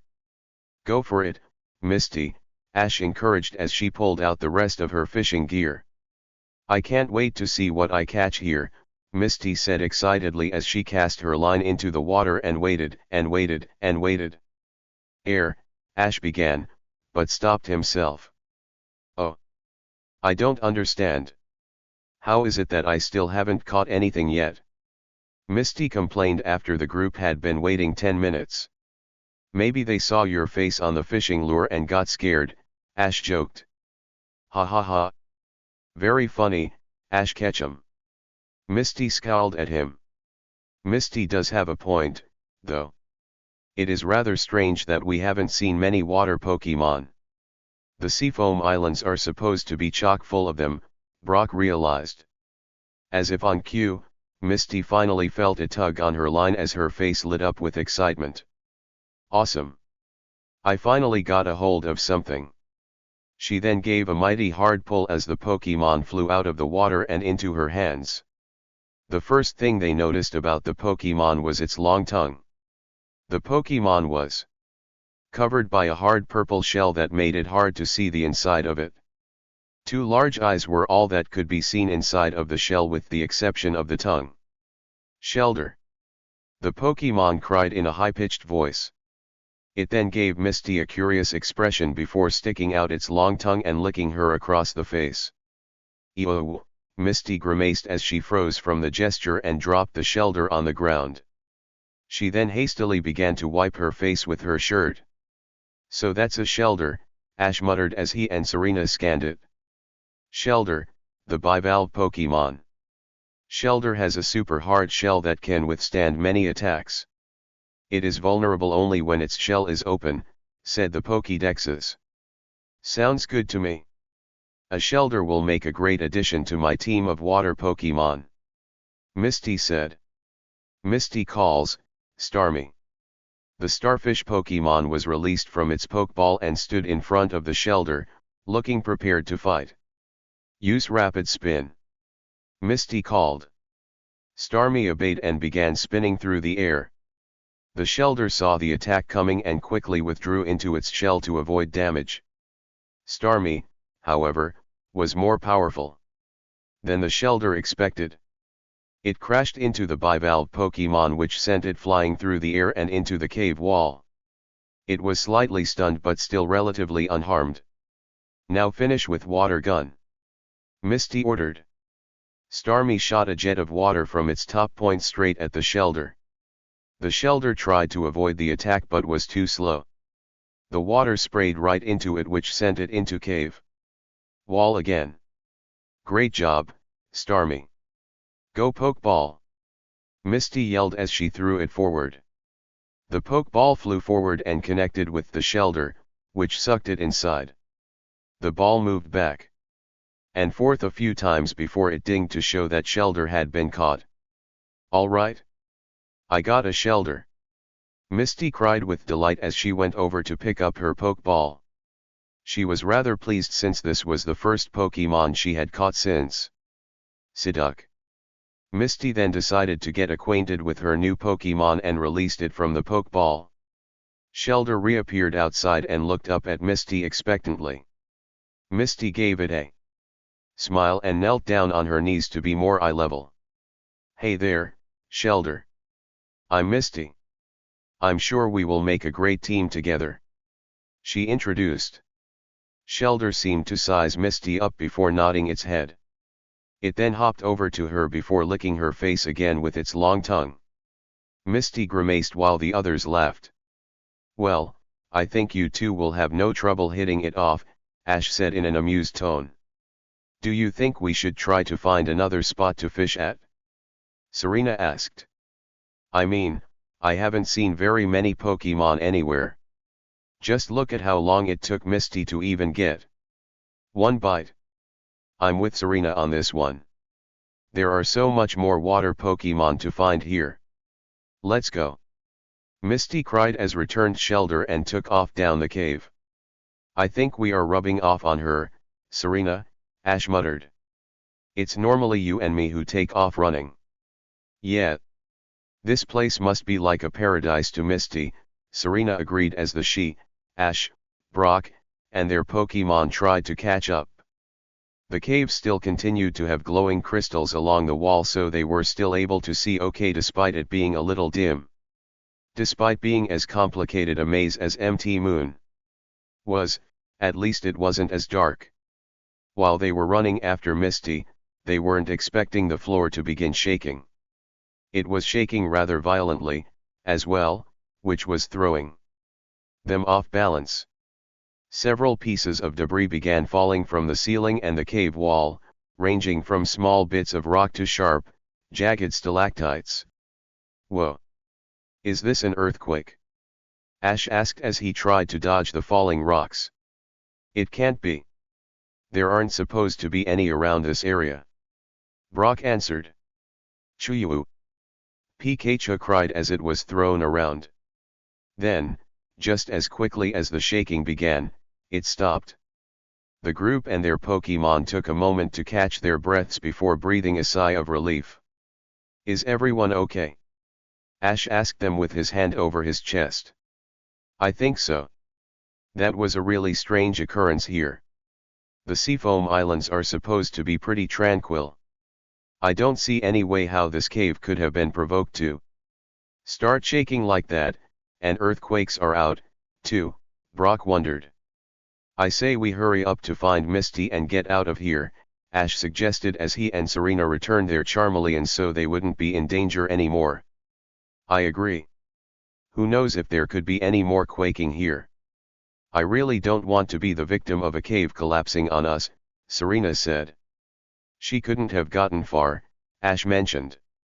He then cupped his hands over his mouth and yelled, Hey, Misty. Can you hear us? Is that you, Ash? The voice of Misty asked back from the depths of the cave. Help me. I'm over here. Just follow the sound of my voice. This way. Ash motioned to his friends as he began to run in the direction of her voice. After running for a couple of minutes, they came into a wide room in the cave that looked like it felt the effects of the shaking, also. They looked around and spotted Misty several yards away. They let out a gasp when they saw her predicament. She was lying down on the ground on her stomach with a rather large boulder pinned onto her right leg. She had a pained expression on her face. Misty. Are you okay? Serena cried as she and her friends went over to her. I don't know, Misty moaned as she cast a glance at her leg. The cave suddenly started shaking when I got to this clearing, and this boulder fell from the ceiling and fell on my leg. Now I can't move. Do you think we can push it off of her? Ash asked. Bad idea, Brock disagreed. If we try to push something that large off of her, we could wind up hurting her even more. Then what should we do? Serena asked. My rock Pokemon can handle a job like this, Brock replied as he released his Graveler and Rhyhorn. He then gave them a serious look and said, Okay guys. I need you to try to break that boulder to help Misty. Rhyhorn, use your horn drill. Graveler, use Mega Punch. Both Pokemon nodded as they went to work.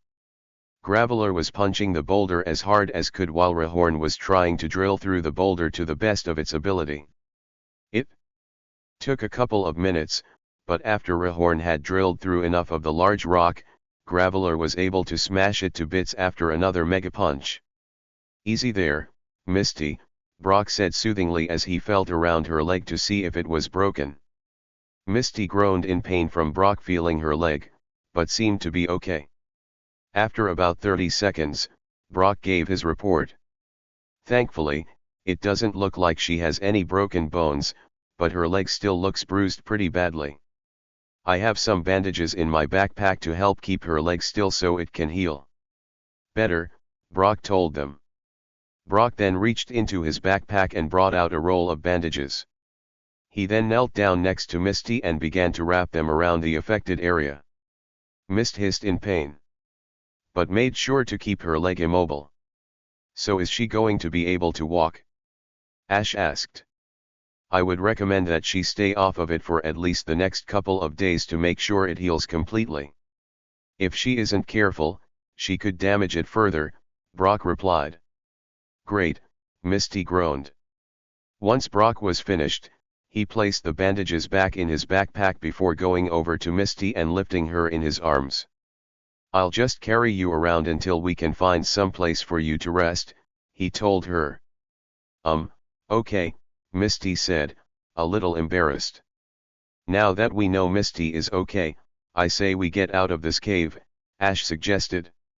The rest of the group nodded and was just about to start walking when the cave started shaking again, this time more violently than the last. Whoa! They all cried as they were rocked back and forth. More debris started to fall from the ceiling, just narrowly missing the group. Cubone was thrown from Serena's arms and landed a short distance away. Cubone! Serena cried as she hurried over to it and picked up. As soon as she got a hold of it, a wide fissure began to open up in the ground below them due to the constant shaking. The river in the cave was being swished around rapidly, before forming huge waves that were constantly being thrown out onto the dry ground, occasionally splashing the group. Watch out, Serena! Ash yelled once he saw the ground opening up beneath her and Cubone. Serena looked down, and her eyes widened in terror when she saw what was happening. She tried to run away from it, but the floor collapsed before she could make it. She fell into gap, but managed to grab onto the ledge with her hands while the other one was holding Cubone. Serena! Ash shouted in horror as he ran over to help her. Unfortunately, more of the floor started to open up afterward, breaking apart and making it harder to reach her. Ash didn't let that deter him, though. He jumped over every crack and crevice to get to Serena in time. Be careful, Ash! Brock yelled as he watched Ash putting himself in danger, also. Ash ran over to the edge of the cliff and hastily bent down on his knees to grab Serena's arm. I've got you, Serena. Just hold on tight, Ash grimaced as he attempted to pull her and Cubone up. Right, Serena said fearfully. However, as soon as she looked into Ash's eyes and saw the full determination in them, she couldn't help but began to feel relaxed. It was like she knew Ash was going to save her, and everything would be okay. Pikachu had come over as well and was pulling on Serena's pinky to help as much as it could. The only problem was the constant shaking of the cave was making it hard to get any progress done. Ash gritted his teeth as he struggled to pull her up, using all of his strength. Since he couldn't pull Serena up by both of her hands because one was holding Cubone, it was extra difficult. We're almost there, Ash said in a strained voice. Ash was just about to have her pulled up far enough to where Serena could get a foot out of the hole when disaster happened. Another large rock had fallen from the ceiling right above where Ash was pulling Serena up. Everyone's eyes widened as they saw it coming closer, as if knowing what it was about to do. Ash tried to twist his body out of the way of the incoming rock. His sharp reflexes had definitely saved him from the rock landing on his back. However, it wasn't enough for Ash to dodge completely. The rock fell and struck Ash right on top of his arms. The force of the impact made Ash gasp in pain and release his grip on Serena. It was then that she and Cubone began to fall into the abyss. Ash! Serena screamed once he lost his grip on her. No! Ash screamed as she falling, completely ignoring the throbbing pain in his arms. He made a grab for her again, but missed as she was just out of his reach. Pikachu! Pikachu cried as well. Serena had a look of shock on her face as she falling and saw the edge of the cliff and Ash's face become further and further away. As panic set in, she realized that she was too far away for Ash to call out any of his Pokemon or to reach out again or save her in time, but there was still something she could do. She threw Cubone up with all of her might towards Ash. Then she hurriedly unclipped her Pokeballs and threw them upwards, as well. Ash reached out and caught the lonely Pokemon in his arms and managed to catch her Pokeballs, too, as he continued to watch in utmost horror. Ash's brown eyes were locked onto Serena's blue ones as she fell. They harbored a deep sadness and heartbrokenness as she watched him draw ever further away. There was nothing but an endless black below her. Serena seemed to mouth something to Ash as she was falling, but he couldn't make it out due to all of the shaking. "Ash, I love you," were the words Serena had said as she was falling. She wasn't sure if he had heard her or not. Something was telling her that he hadn't. As she continued to fall, she couldn't help but have a huge feeling of regret. There were so many things she hadn't experienced yet. She was supposed to go on a journey and travel with Ash and meet great friends and Pokemon along the way. She never got to say goodbye to her mother, or Leaf, or Gary, or Brock, or Misty. Worst of all, she never told Ash how she truly felt about him. That was the biggest regret of all. It wasn't supposed to end like this. Serena let a lone tear escape her eye before closing them and allowing the darkness to take her. Ash continued to watch as there was nothing he could do. He saw Serena close her eyes and then, he couldn't see her anymore. It had seemed like an eternity to watch her fall into the darkness, but really it had only been the span of a few seconds. She was gone. The shaking of the cave finally stopped, but no one even seemed to notice. They couldn't tear their eyes away from the dark hole which had swallowed Serena. Out of all of them, though, Ash had been affected the most. "Serena!" Ash croaked as he felt a lump in his throat. He couldn't believe it. This couldn't be happening. It was another bad dream, and he would soon wake up. Right? Ash pinched himself in a desperate attempt to get himself out of this horrible nightmare. Nothing was happening, though. Ash was still here, in the Seafoam Island cave, Brock and Misty still in shock, and the hole that Serena had fallen into was still there. Unable to fight back his emotions any longer, tears freely began to fall from Ash's eyes as he continued to stare at the abyss below him. He began trembling violently back and forth. He felt unbelievably sick right now. One of the most important people in his life was now gone, and he had been powerless to save her. It was his fault Serena was gone. Ash had sworn to Serena's mother that he would protect her, and now he had been the one to let go of Serena. It was his fault she fell. Unable to hold back the feeling in his stomach any longer, Ash leaned over and vomited. "Pikachu!" The yellow rodent cried in an alarmed state when it saw Ash throw up. "Ash, stay with us!" Brock yelled in fright as he hurried over as fast as he could while carrying Misty. He soon reached him as he gently set Misty down and grabbed onto Ash to support him. Despite this, he and Misty were really hurting, too. Cubone, meanwhile, was staring at the abyss with a devastated expression on its face. It had just lost another mommy that it had been unable to save, either. It had to sit back and watch once more while it lost one. Cubone then began to cry hysterically. It fell on its hands and knees as a river of water streamed from its eyes. It had gotten close to Serena in the short time it had known her, and now she was. Pikachu was frantically looking back and forth from Ash to Cubone, as if trying to decide who it should go to first, but it really wanted to cry, as well.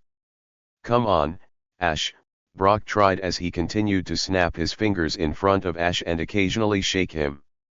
Ash didn't seem to hear him, though, as his tears soon dried. It then looked like he was going into a state of shock. His skin became ghostly white and his breathing in ragged, short bursts. Brock and Misty were at a complete loss as to what to do. They were far away from any sort of civilization right now. Not to mention they weren't even exactly sure how to get out of the cave.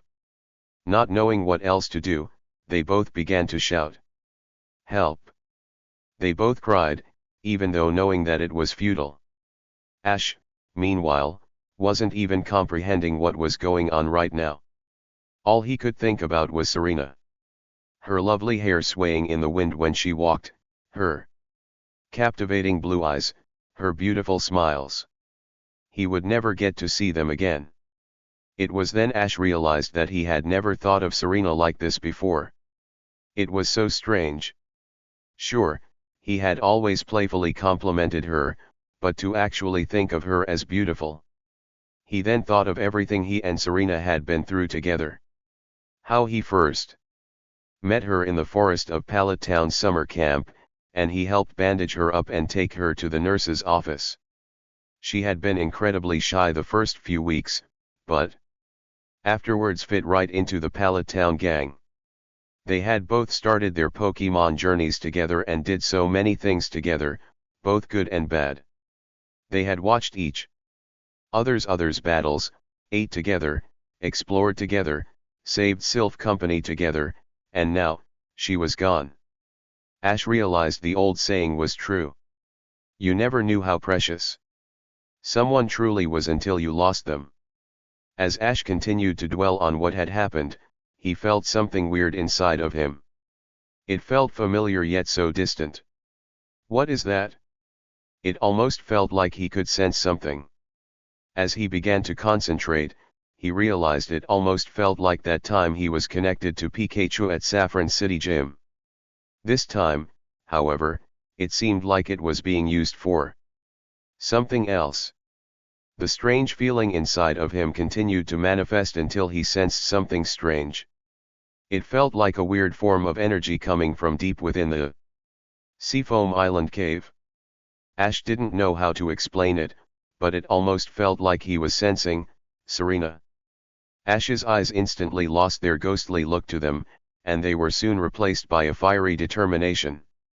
Brock, Misty, Pikachu, and Cubone instantly snapped their heads in his direction upon seeing the sudden change.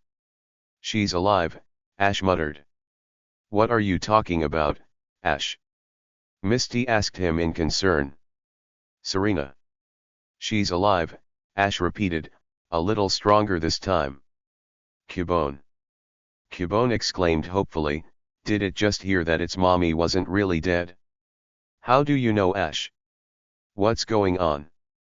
Brock asked with a confused frown. Just trust me. I don't know how to explain it, but it's like I can sense her. It's almost like that time when I was connected with Pikachu, only this time it's allowing me to pinpoint where someone is. I think it might be my hidden gift kicking in again, Ash said as he stood up off the ground. Really? Brock and Misty asked, completely shocked. I'm going to find her, Ash stated before he took off running at full speed down one of the nearby corridors. He didn't know if he was just blindly following a false dream or not. But he didn't care. If there was even a shred of hope that Serena was alive, he was going to take it.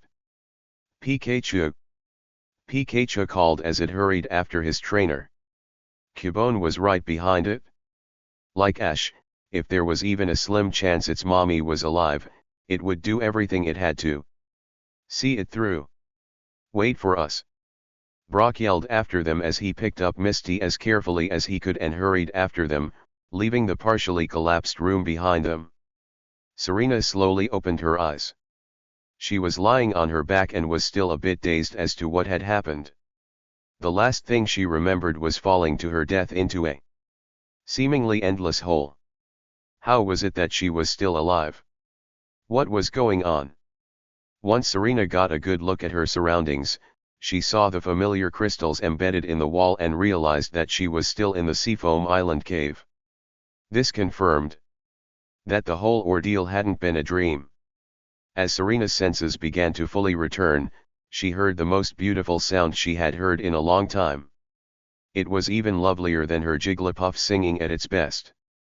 It was so calming and soothing. Serena then sat up and got a good look at her surroundings. The first thing she noticed was that she was in a very big room in the cave. The next thing she noticed was all the different types of Pokemon that were in the room. It was filled with them. There had to be hundreds of them, and they were all looking at one thing at the edge of the room. Serena followed their gazes to where there was a large pool. There was nothing in the pool that had all of the Pokemon's attention, though. It was the creature above the pool. And it was the being that was producing the beautiful sounds. As Serena looked up, she let out a gasp. The Pokemon was large in size and light blue in color. It had large, regal wings and a long, elegant tail of feathers. It had a cream underbelly and piercing red eyes. There was just something about the Pokemon that seemed to command respect, and for a good reason. Serena's eyes widened in surprise once she realized the Pokemon was one of the 3 legendary birds. It was Articuno. Oh my goodness, Serena muttered in shock. Ash was continuing to dart through the cave as fast as he could. Thankfully, there hadn't been any more shaking since the previous one, but Ash wouldn't have cared if the entire cave was collapsing around him. He was sensing that Serena was alive, and he wasn't going to stop looking until he found her. It was just so weird how new. It was like he could sense her life force, and it was telling him where he needed to go to find her. Ash, are you sure you know where you're going? Misty called out to him from Brock's arms as they followed him. Just trust me. Ash yelled back. Misty said nothing else as she looked back up at Brock with a confused expression on her face. Brock nodded his head back to her grimly as a silent gesture to just accept what Ash said for right now. Pikachu and Cubone were following Ash, regardless. Like him, they weren't going to stop looking until they found Serena. Just hang on, Serena. I'm coming, Ash thought. Serena continued to stare up in awe at the majestic bird. It continued to make light cries as all of the Pokemon were crowded around it. It was then Serena realized that his must be where all the Pokemon of the Seafoam Islands had gone. They were down here in the same room as Articuno. She tensed up when Articuno suddenly lay its eyes upon her. It didn't take a genius to know that humans were probably not welcome here. It was little unnerving to be in the presence of one of the legendary birds in what was supposedly its private chamber. Serena suddenly found herself lifted off of the ground and floating towards the Articuno. The legendary bird had its eyes on her the entire time as it was guiding her closer. Once no more than a few yards away from it, she stopped. Serena noticed that Articuno was looking at her expectantly, and she realized it was waiting for her to say something. Were you the one who saved me, Articuno? Serena asked timidly. Articuno gave slow nod in and weak cry in confirmation. Serena realized that Articuno must have seen her falling into the room and slowed her descent by using its powers, sort of like how she was floating now. I didn't enter in here intentionally, Serena explained. I had fallen down a crevice in the ground. I was separated from my friends who were traveling in the cave with me. I don't mean you any harm. I promise. The Articuno was studying her as if trying to size her up. It then nodded its head and gently set her back on the ground. Serena still couldn't tear her eyes away from the beauty of the Pokemon. Serena figured it would be best to try to go find Ash and the others to let them know that she was safe. Not knowing what else to do, she gave a small bow to the Articuno despite feeling a little silly doing it. She was debating on whether to tell them her story when she found them. She didn't know if they would believe her or not. Only a few people have ever come face to face with Articuno in their lifetime. She was just about to try to find the way out when she heard footsteps far off in the distance. Apparently, all of the Pokemon in the room heard them, too, as they all turned in that direction in alarm to see what was going on. Serena's eyes widened once more when she was able to make out a lone figure running straight into the room with two smaller ones beside it. A short time later, she noticed another figure carrying someone else coming into the room, as well. It was at that time that she was able to make out who was running into the room, and she felt tears come to her eyes as her face broke into a wide grin. Ash!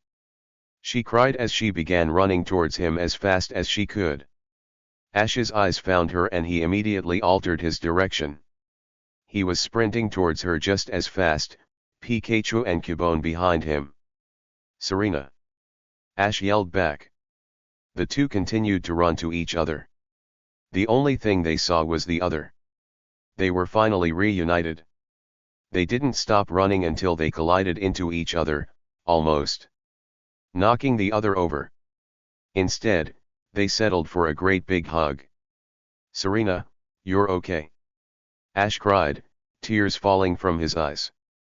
As soon as Ash made contact with Serena, that strange feeling of connection to her was gone, but he barely took notice of it. The only thing that mattered right now was that Serena was alive and that he had found her. Pikachu was next as it leapt onto Serena's shoulder and nuzzled its face against her cheek. Cubone followed by leaping into the small opening between Ash and Serena's bodies, and snuggling into Serena's stomach, hugging her as tightly as it could. It didn't lose another mommy, after all. Brock and Misty were last as Brock gently set Misty down before hugging Serena, as well. Misty managed to stay on her leg as she joined, as well. The six of them then went on for one great big group hug. It was like nothing could take away from their elation at the moment. After about 30 seconds, they broke off even though Ash embraced Serena a little longer once everyone else was finished. How are you? What happened? Ash stammered once he and Serena finally released each other. Serena began, but was cut off by the sound of several cries behind the group. Everyone spun around to see the hordes of Pokemon surrounding them, all staring at the group intensely. Needless to say, they looked less than pleased that there were more humans here. It almost looked like they were ready to attack. They then looked up at Articuno, who also had a disapproving look on its face. It was then that the rest of the group noticed it for the first time since arriving in the room. Is that Articuno? Ash asked in amazement. Brock, Misty, Cubone, and Pikachu looking up in awe as well. Wait! Serena cried as she jumped in front of the group and spread her arms out in front of them. They are my friends. They were just trying to find me after we were separated. We aren't trying to disturb or harm you. Articuno continued to stare at the group of humans and two Pokemon in front of it before it finally gave a gentle chirp. The other Pokemon in the room, upon hearing Articuno, backed off and gave the group a little more space, but were still watching them. That was close, Misty breathed a sigh of relief. It was, Ash agreed before turning back to Serena. He was full of questions, but only one stuck out right now. I don't understand, Serena. I thought you were gone. How did you survive?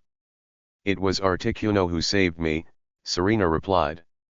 It must have seen me falling and used its special abilities to lower my descent enough to where I would live. Articuno, Ash muttered before he turned to the majestic bird. Not exactly knowing how to address a legendary Pokemon, he bowed to it. Thanks so much for saving Serena. She means so much to me. Serena felt a great rush of affection for Ash once he said that about her. It seemed she meant just as much to him as he does to her, after all.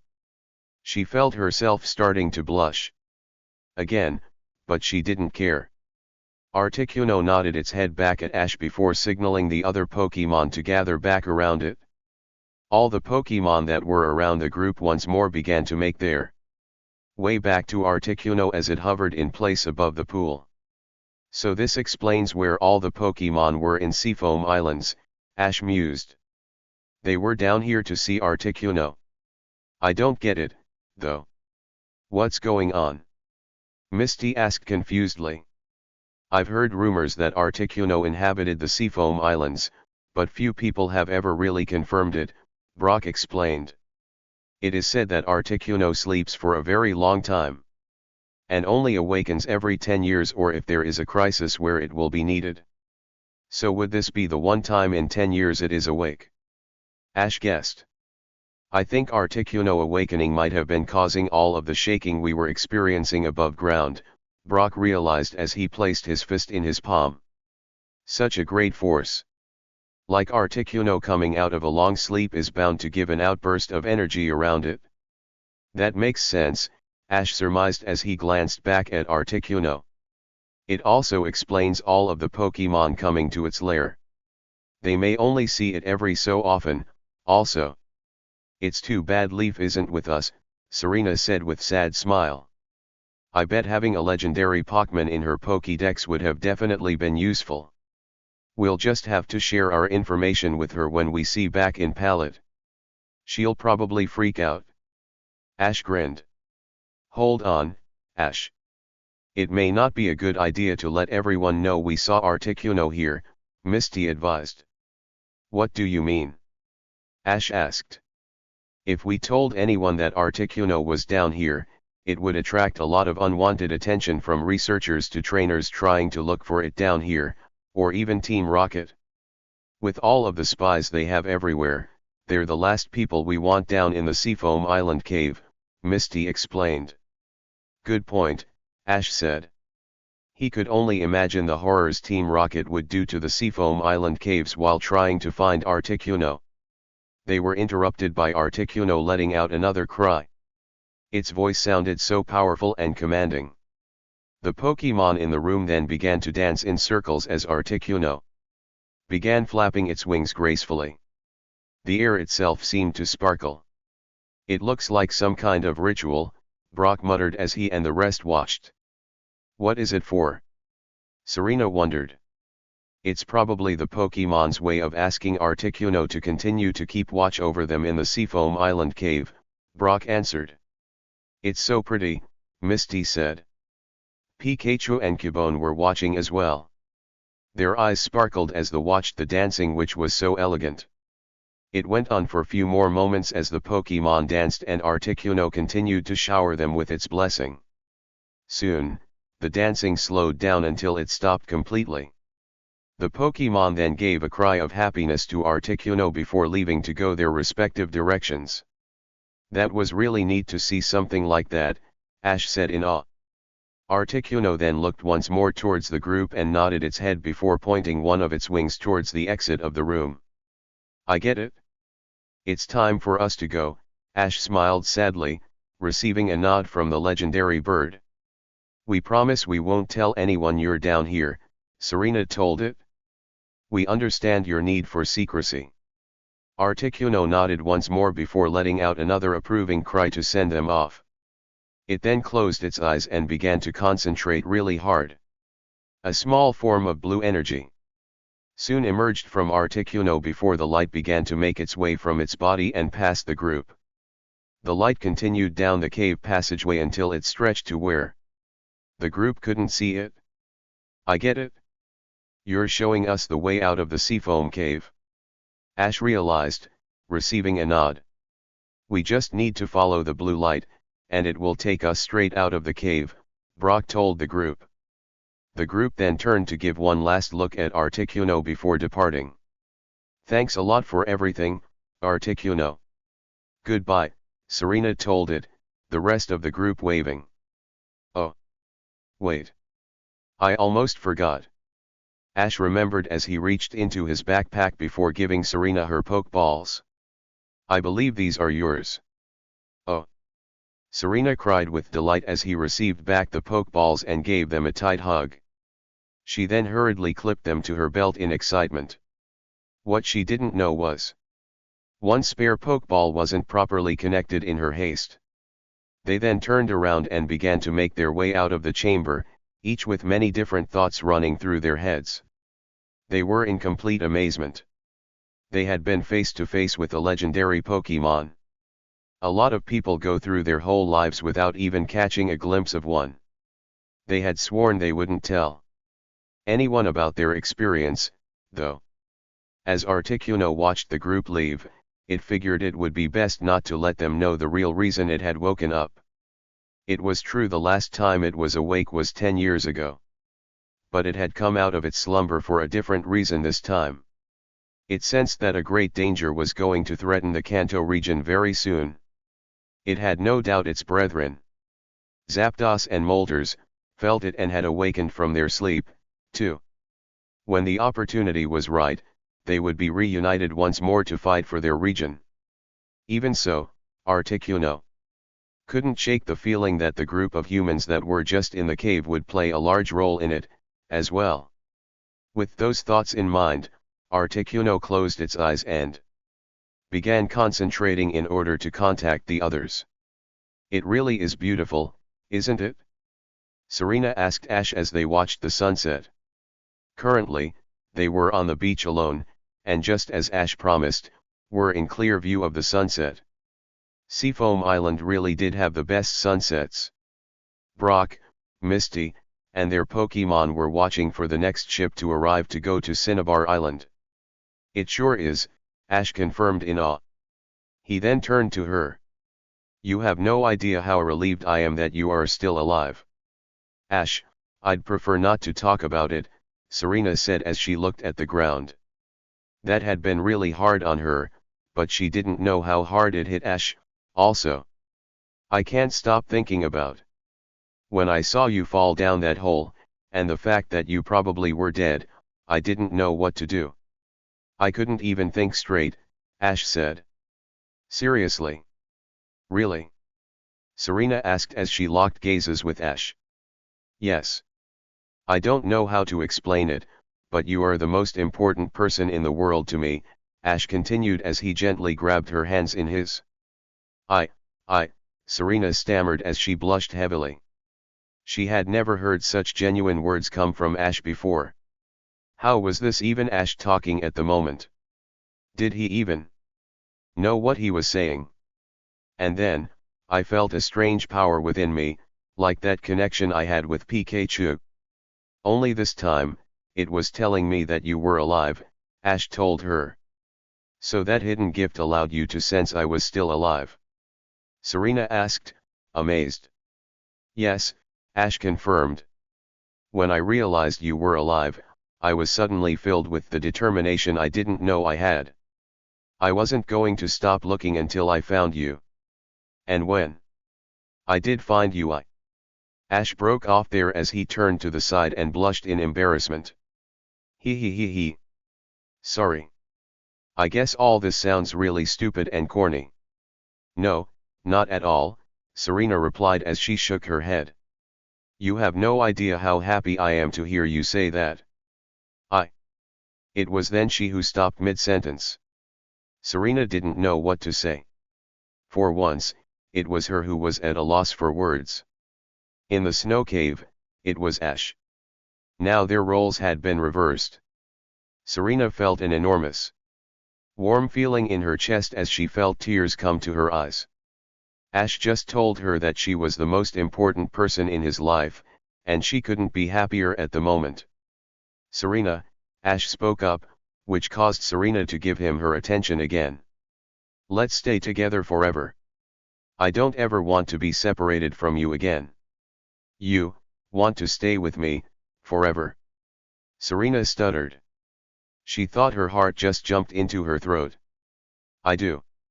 I'll never let you go again like I did in the cave," Ash stated with determination. He didn't care if he sounded corny or stupid. He didn't even think he was capable of saying such things. Still, this is how he felt right now. Serena's heart rate was speeding up to the max right now. She had really just had her breath taken away from the words Ash spoke to her. That settled it. She knew for a fact that Ash really did like her just as much as she liked him. The atmosphere was great, too. They were on a beautiful beach with the sunset in the background. It was the perfect time to say how she truly felt about Ash. It was time for her to confess to him. She almost missed that opportunity forever when she thought she was falling to her death, but no more. She wasn't going to delay any longer. She was telling him right now. Ash, Serena started as she looked him straight in the eye, summoning up as much courage as she could. Serena, Ash replied as he stared back at her. They were unknowingly getting closer to each other, particularly their faces. This was it. And then, Slow, a lazy voice said beside them. The two preteens fell forward slightly at the interruption and looked down to see Slowpoke standing there with a blank stare on its face.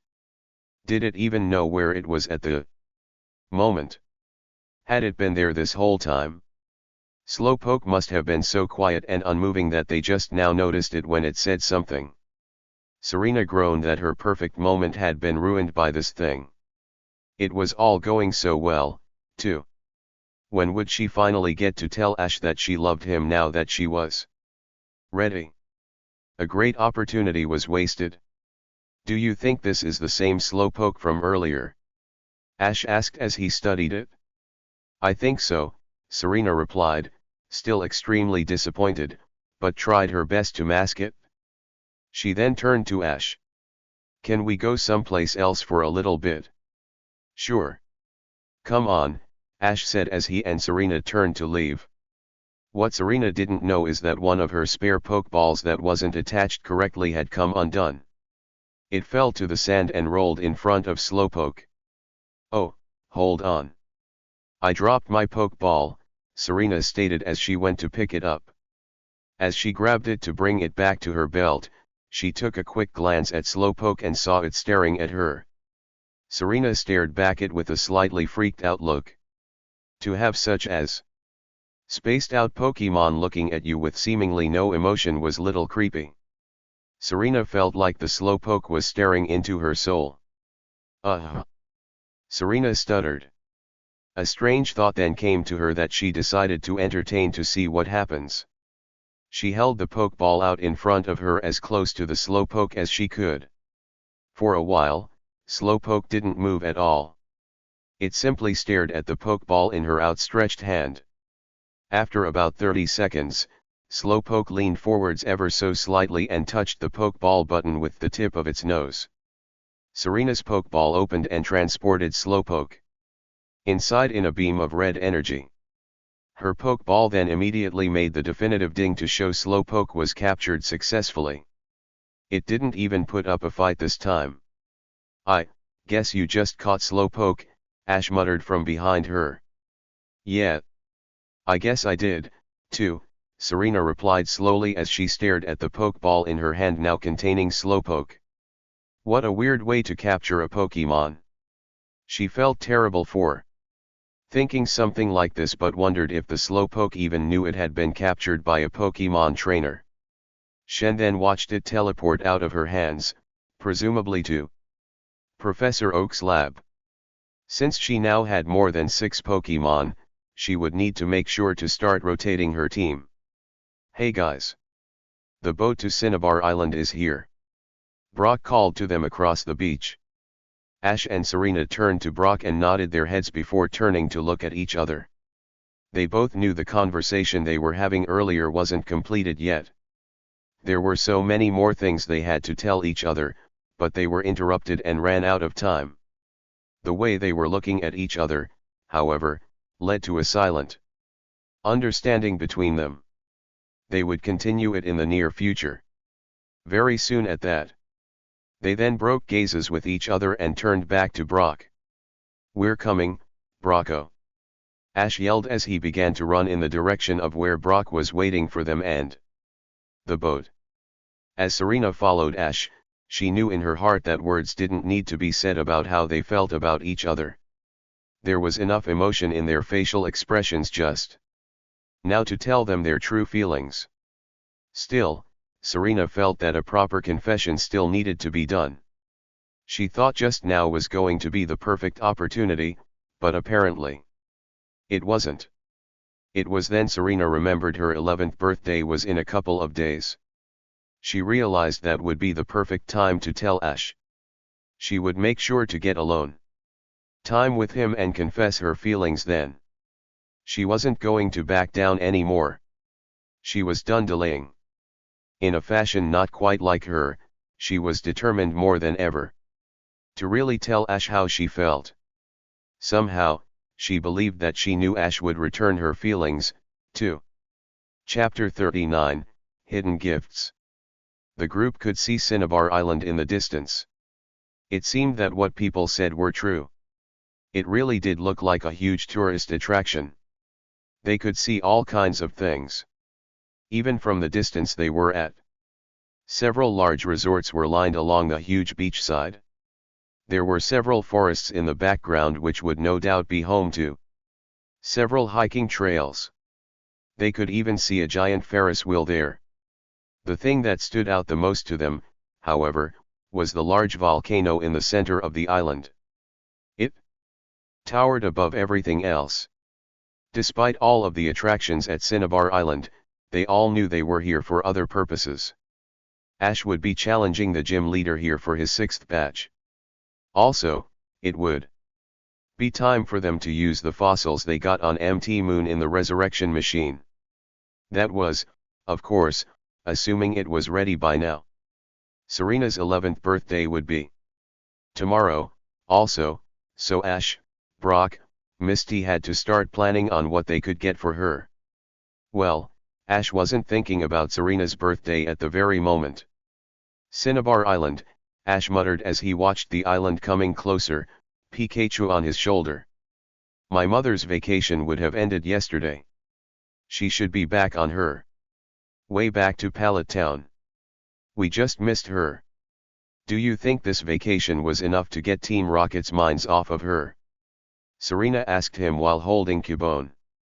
We haven't seen them since Lavender Town, after all. Ash rested his arms against the railing of the ship before placing his head on them. I don't know, he answered. I would like to think that. I don't have an excuse to send her on another vacation without it sounding suspicious, not to mention I don't have enough money anyway. Pika Pika, Pikachu said while patting its trainer on the back. I say we don't spend any more time on this island than we need to, Ash said. We see my uncle, drop our fossils off, and visit the gym leader. I'm not trying to rush us or sound rude, but I want to get to Pallet Town as fast as possible to check on my mom. We're behind you, Ash. It would be nice to be here for the beaches, and beautiful girls in swimsuits, but this is more important, Brock said while trying not blush as the naughty thought entered his mind. Are you nervous about seeing your uncle, Ash? Serena asked him. I wouldn't say I'm nervous, but I don't exactly know how to greet an uncle I probably haven't seen in 2 years. Do I just walk right up to his door and say hi or something? Ash replied. Serena nodded her head in understanding. She herself had only met Riley once in her life when he was visiting Ash at his house. He did strike her as a little on the strange side. But that could have only been because he shares this hidden gift with Ash. Despite this, Riley didn't seem like a bad person by any means. Even so, what would be the best way to contact him? As far as she knew, Ash didn't even know where Riley lived on here. I guess we will just have to ask around, Ash decided after a moment's thought. I'm sure at least someone on the island knows where he lives. The Nurse Joy on this island is bound to know something, Brock mentioned as his face turned a little red. Oh please, Brock. You just want to see Nurse Joy so you can ask her on a date like you normally do, Misty muttered while rolling her eyes. Her leg was still bandaged up, and she had a pair of crutches to help her move around easier while her leg was healing up. It was then a voice sounded over the ship's loudspeaker. Now approaching Cinnabar Island. Thank you for riding our ship line today. We hope you have a nice day and enjoy the beautiful beaches of Cinnabar Island. The ship then pulled into the dock and soon lowered its walkway so the passengers could get off. Thankfully, there weren't as many people on this ship, so there wasn't as much pushing and shoving of each other in an attempt to get off faster. The group walked down the plank and onto the dock to take a good look around. Cinnabar Island looked a lot bigger up close than from a distance. I guess we should go ahead and visit the Pokemon Center to see if we can find out some information, Serena figured as they stepped off the dock. Speaking of visiting someplace, where do you suppose the gym is? I mean, I know that we are going to visit my uncle first, but I would still like to know for future reference, Ash said. You're looking for the gym? A voice spoke up from behind them. They spun around to see what appeared to be a middle-aged man. He had long reddish-brown hair, a long, yet straight mustache of the same color, and his eyes were covered by sunglasses. Yes we are. Do you know where it is? Ash asked the strange man. I sure do. It's right over there, the man replied while pointing his finger to his right. The group turned to the direction he was showing them and saw a most unexpected sight. The building was very dilapidated and looked like it hadn't been used in years. The garden was overgrown and weeds ran up along the walls. There wasn't even a sign that read this was the gym. Ash raised his eyebrow in a confused manner and frowned. You've got to be kidding me. This is the Cinnabar Island gym. I guess I should clarify. This used to be Blaine's gym, but he got so tired of only battling tourists instead of trainers that he closed the gym. The man explained. I see. So where is it now? Ash asked curiously. That is the question, isn't it? The man asked rhetorically. There is said to be a secret gym on the island somewhere. The only problem is Blaine only tells its locations to trainers he deems worthy to avoid the previous problem. Well, I have 5 badges right now. Does that mean I'm worthy? Ash asked. I'm afraid Blaine isn't impressed with how many badges a person has. He only recognizes trainers who have done a notable achievement, the man answered while giving Ash an apologetic look. Like what? Ash wondered. I'm afraid you are going to have to figure that one out yourself, he answered. Well, anyway, I'm Ash Ketchum, this is my partner Pikachu, and that's Brock, Misty, Serena, and Cubone, Ash stated as he pointed to each individual. I'll tell you what, Ash, the man began, since you are a Pokemon trainer, why don't you stay at my hotel while you're here? I always give trainers a special discount. Really? That sounds great. Ash exclaimed. What's it called? It's called the Big Riddle Inn, the stranger told them. So how do we get there? Ash asked. This will show you how to get there, said the man as he handed Ash a card. The group looked down at the card and read the words on it. If you look near the swings, you can see my hands, or at least see my face. That's the Big Riddle Inn. So it's a riddle? Serena questioned. No offense, sir, but wouldn't it just be easier to tell us directions? Ash asked as he looked back up at him, but saw he was already gone. That was weird. I wonder how he just disappeared like that, Misty commented. So I guess if we want a good deal, we'll have to solve the riddle, Brock figured. I say we go on to the Pokemon Center and find out where your uncle is. We can figure out the riddle after we see him. Good idea, Ash agreed as they turned to go towards it. So you are looking for a man named Riley Jen Ketchum? I see him in here from time to time, Nurse Joy told the group once they were at the Pokemon Center. They were currently in front of her desk looking at her expectantly.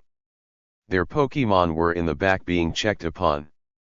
Yes, but I've truly been looking for you, and now I've found you, Nurse Joy. Brock cried as he leaned forward to take her hands in his. Sure enough, it wasn't long before Misty once more grabbed him by the ear. My hand was looking for your ear, and found it, she muttered before dragging him away, though it was rather difficult since she had crutches. Not the ear. Not the ear, Brock said through pain. He was suddenly very embarrassed. He had been trying to resist the urge to flirt with beautiful women, but there was something about Nurse Joy that always made him go crazy. He was glad Vulpix didn't see that display. Try not to take him too seriously, Nurse Joy, Serena said apologetically while Brock hung his head in the background. Well, to answer your question, there is a man by that name who has taken residence up in the hills along the trail towards the volcano, Nurse Joy told them. My uncle is a somewhat private person. That sounds like him to live in a remote part of Cinnabar Island, Ash thought. Well, if I'm not mistaken, the research lab is on the way to the mountain trails. It might be a good idea to go ahead and drop off our Pokemon fossils along the way, Brock suggested, joining the group once more. I agree with Brock. It may take some time for the fossils to revive. This way, we will have something to do while we are waiting, Misty added. Sounds good to me, Ash shrugged. It was then that Chansey emerged from the back room of the Pokemon Center with the group's Pokeballs on a table. It nodded to the group and smiled before walking back through the doors. It seems all of your Pokemon are good to go, Nurse Joy smiled. Make sure to take special care on the trails. The mountain roads can be pretty rough. We will, Nurse Joy, Ash said before turning to Pikachu. Well, Pikachu. Are you ready? Chuyu. The rodent responded. So this is the research lab. Ash muttered. The building the group was standing in front of was quite large. It was only a single story, but very wide. It made sense to go to this place first. The group had no idea how long they would be on Cinnabar Island and didn't know how long it would take for the fossils to be ready. Ash tentatively took a few steps forward before knocking. He didn't know what else to do. Was this lab open to the public, or was it private? He felt weird, regardless. The door soon opened to reveal a rather strange-looking man with very large glasses and wild gray hair and was quite dirty. It looked like he didn't have a shower in a while. Yes? Can I help you? He asked. Yes. We collected some Pokemon fossils while we were on MT Moon. We heard there was a machine here that could possibly bring them back to life, Ash answered. Nervously. The scientist continued to stare at them with an unreadable expression. His large glasses seemed to be piercing their souls. It was rather unnerving. Finally. Marvelous. The scientist screamed, causing the group to jump at his sudden statement. Please come in. Come in. This is marvelous. He then disappeared inside the building, leaving the door open for them to come in after him. Serena mumbled. Don't say anything, Serena. We are all thinking the same thing, Brock muttered. Once they were in, they followed the scientist through the hallway and past various rooms. There were all sorts of research going on through the rooms. There were definitely a lot workers for this type of lab. As the group passed a particular room, they saw a Pokemon they had never seen before. It had a brown shell on its back that covered the whole top half of its body. All you would see were 6 yellow claws and red eyes. Is that actually a real Kabuto? Ash asked in amazement. Yes. It is. Our resurrection beta machine has been a total success. We have just recently built the new machine. We are so excited for this breakthrough. The scientist answered gleefully. That's incredible, Misty stated in awe. Of course it is. We are all very proud of our research. The scientist cried with delight. Brock took a quick glance at the dome fossil he was holding. If memory served correctly, a Kabuto would be the Pokemon he would get from this fossil. We are here. The scientist announced. Take a look at my resurrection machine. Isn't she a beauty? The group took a look at the large machine. It had several levers and took up almost half of the room. It looked rather complicated. The only other piece of machinery in the room was a large computer, supposedly to run the resurrection machine. Well, don't just stand there. I need your fossils. Come now. The scientist ordered eagerly. Despite the man's pushiness, the group handed him each of their fossils, the dome fossil from Brock, the helix fossil from Serena, and the old amber fossil from Ash. Yes. Marvelous. The scientist cried again once he had the fossils in his possession. Now I must ask you to leave. My wonderful machine takes a few hours, or a few days to revive them. Come back later. Oh. This is too exciting. The group frowned at how rude the scientist was. Despite this, they figured it was wise to do this first, after all. This would give them plenty of time to finish everything else they had to do on the island. They couldn't believe they were actually here, about to receive Pokemon from ancient times. It truly would be a sight to behold. A living, breathing, fossil Pokemon. The group was now standing in front of what was supposedly Riley's house, if they followed Nurse Joy's directions correctly, that is. The house was a little smaller than what they were expecting and situated along the lovely nature trails on the Cinnabar volcano. They had passed by many sorts of wild Pokemon, ranging from Geodude to Pidgey or Spearow. And they even passed by a few hikers along the way. It was no wonder so many people liked to hike here. The sights were beautiful. The path wasn't that rough either, so it was better for Misty because of her crutches. Ash stood in front of the wooden door for a while. He was somewhat wondering if his uncle was even aware they were here. If the past was any indication, this supposed hidden gift was supposed to allow one to sense other people's presence as one of its qualities, like Ash did with Serena back in the cave. At least, Ash thought it did. What was he supposed to say, anyway?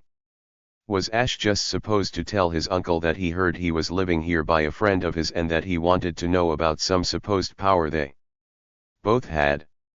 The whole situation sounded really awkward. Ash, we aren't going to get anywhere if we just stand out here. Go ahead and knock, Misty urged gently. Ash finally took a deep breath before knocking 3 times and waited for a response. After about 10 seconds, the group heard the sound of keys jingling and the unlocking of a door. The door was soon opened, and the group immediately knew that this was not Ash's uncle who opened the door. Ash and Serena were still able to recognize the person, though. It was a small woman with blonde hair in a ponytail and brown eyes. Ms. Yellow. Ash and Serena exclaimed at the same time in surprise. Oh. Ash. Serena. It's good to see you two again. The young woman known as Yellow beamed as she embraced the two. Pikachu hurriedly leaped off Ash's shoulder so it wasn't caught in the hug. So I take it you know her? Misty asked as she watched. Yeah, we do. She is a friend of our family's. I've known her since I was born, Ash responded as Yellow released them. And who are your friends? Yellow asked as she looked them over. Oh, I'm sorry. My name is Brock, and that's Misty, Brock introduced. It's nice to meet you all. Yellow said as she then turned back to the inside of the house while still grinning broadly. She then called out, Riley, your nephew and Serena are here for a visit with a few friends. Ash and Serena. A voice the two immediately recognized as Riley's asked back. It didn't sound that surprised. It seemed Ash's mom had told Riley that he would be visiting. After all. The group then heard footsteps, and soon Ash's uncle appeared at the doorway. He was a tall, slender man with spiky black hair that was even messy than Ash's. A lot of it was covered by a big blue hat he was wearing. It appeared he hadn't changed a bit since Ash last saw him. Hey, Uncle Riley, Ash greeted with a smile. Ash. What a pleasant surprise. Come on in, Riley said with a smile as he motioned for Ash and the rest of the group inside, with Yellow taking the rear. As the group stepped into Riley's house, they took a small look around. It appeared to be only 3 rooms, including a bedroom, bathroom, and a living area with a small kitchen. In the corner, Riley gestured to a couple of the open chairs and sofas to indicate the group to sit down. Would any of you and your friends like anything to drink? The water around here is some of the best in Kanto. It comes straight from the lakes in the mountains, Riley offered. That would be great. Thank you, Ash responded with a smile as they sat down on a large sofa, Pikachu and Cubone sitting in Ash and Serena's lap, respectively, while Yellow sat opposite of them on a chair.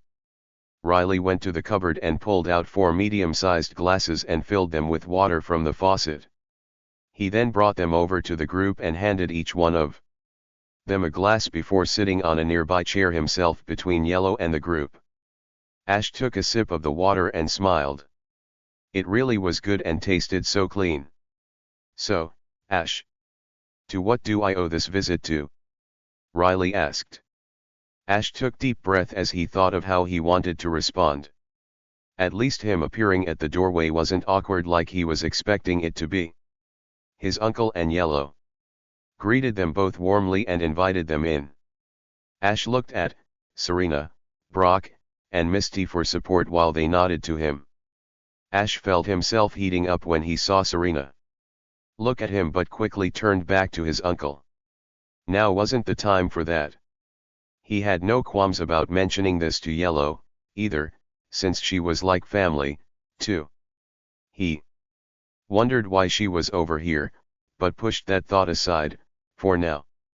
Uncle Riley, recently I've had some really unusual things about me, Ash began a little slowly. I mean, they are good things, but... Really? What kind of things? Riley asked with an eyebrow raised. Yellow listened, as well. Well, I've always felt there was something strange inside of me, like a force I don't know how to make happen or use, Ash continued.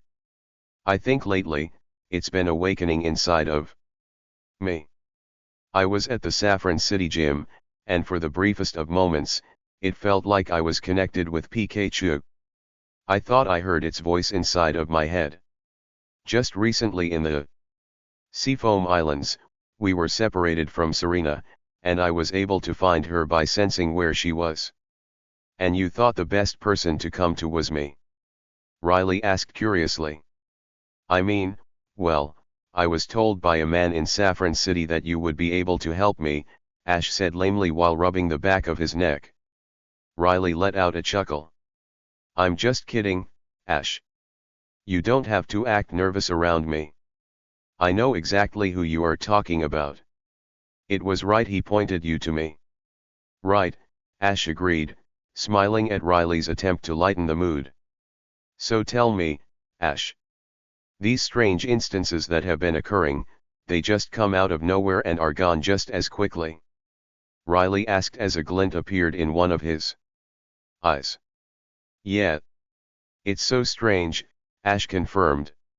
Yellow looked at Riley with a surprised look. Riley, you don't think that, Ash?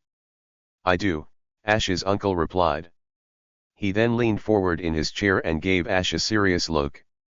Ash, I believe I know what this power is you have been experiencing because I am a user of it myself, as well as your father. What is it? Ash asked curiously. You have the gift of an aura user, Riley said. This gift has been passed down through the Ketchum family for generations. It will skip a few family members sometimes, but it looks like you have inherited it, also. Aura user. Ash. Misty gasped in shock as she looked at Ash with wide eyes, Brock and Serena doing the same. Me. Ash exclaimed in equal shock. But I thought that was just a myth. I haven't heard of any aura users for centuries, Brock pointed out. Just because you haven't heard about them, doesn't mean they don't exist, like me for instance, Riley said. Ash figured like he needed to know the answer to this question. Did you know that I was an aura user this whole time? I did, Riley replied. You see, experienced aura users have a way of being able to sense others' auras. Your father knew, too. We told your mother, as well. We weren't planning on telling you until you were a little older, but it seems that it awakened much faster than we anticipated, even if it is scarce. Ash took few gulps of water to try to process this before bringing it down to his lap again. His mom never mentioned something like this to him. She was apparently really good at keeping secrets, for better or worse. Serena, Brock, Misty, and even Pikachu and Cubone were continuing to stare at Ash in surprise. Ash is really an aura user, Serena thought. She didn't really quite know what to think right now. She didn't know if she was completely amazed or completely confused. Was this what everyone meant when they said Ash was special all these times? The legend of aura users traces all the way back to our ancestor, Sir Aaron, Riley told them. Sir Aaron was actually real. Misty exclaimed. No way. What kind of person was Sir Aaron? Serena asked curiously. He was considered a hero in his generation and the lead knight of Cameron Palace in Kanto, Riley explained. There was once a war that threatened to destroy the entire Kanto region. Soldiers were fighting each other, and there were countless deaths and destruction. Knowing this, Sir Aaron used his every last ounce of his aura to stop the war. Unfortunately, it cost him his life, and he became a legend, then a myth. His descendants, such as you, your father, and me are the only proof he even once existed. Wow, Ash muttered in amazement. I'm the descendant of a hero and can use aura. So what all kinds of things can Ash do with the ability to control aura? Serena asked curiously. Right now, he doesn't know how to use it, so virtually nothing. The times he has mentioned to me up to now have been sheer chance. Once he trains and properly learns how to control it, Ash will be able to read the minds and actions of others, view his surrounding area to see things others may not, and project his aura in order to create barriers or to attack. That's incredible, Misty muttered. Ash mused to himself as he took all of it in. This hidden gift he had. I could be the key to getting rid of Team Rocket. He had to learn it. With that in mind, Ash suddenly stood up from his seat, almost sending Pikachu toppling off of his lap. He then put on a determined expression that looked dead set he had made up his mind. Uncle Riley, will you teach me the ways of aura? He asked seriously. Ash, slow down. You only just now learned about it? Brock said in a startled tone. It doesn't matter. If I can learn how to use aura, it might be enough to get rid of some of the evil in this world, like Team Rocket. Ash uttered the last part. Ash, Serena trailed worriedly. Riley stood up from his seat and walked over to Ash before placing his hands on his shoulders.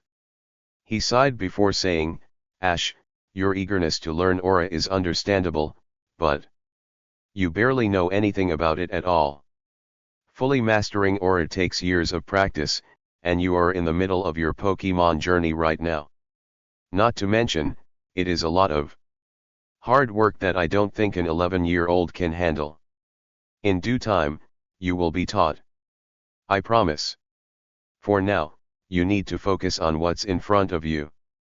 Oh, Ash muttered, slightly disappointed. His rodent partner came up to comfort him, but Ash soon lost his sullen mood. His uncle was right. He was just now learning about this power and wanting to jump headfirst into something without knowing what he was getting into. He was being hasty again and didn't want to go back to that. Besides, it was always planned for your father to teach you about aura. I would only occasionally pitch in, Riley added. Ash suddenly got a sour look. It would be hard for Dad to teach me considering he only sees me once a year. Don't say that about Red, Ash, Riley replied with a frown. You know he loves you and Delia very much, but he is always extremely busy. Too busy for my mom and me, Ash muttered. Brock stared at Ash in slight understanding. It was really had to live away from your parents. Brock had lost contact with his parents for the longest time. I was only until recently that he was reunited with his dad. He didn't know the full story of Ash's father, but still felt sorry for him.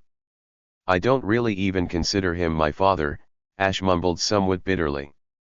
All he does is travel around the world and stops by only when he says he was around the area. It was true. Ash very seldom ever saw his father. He used to be around all of the time when Ash was growing up, but ever since a few years ago, he was never home.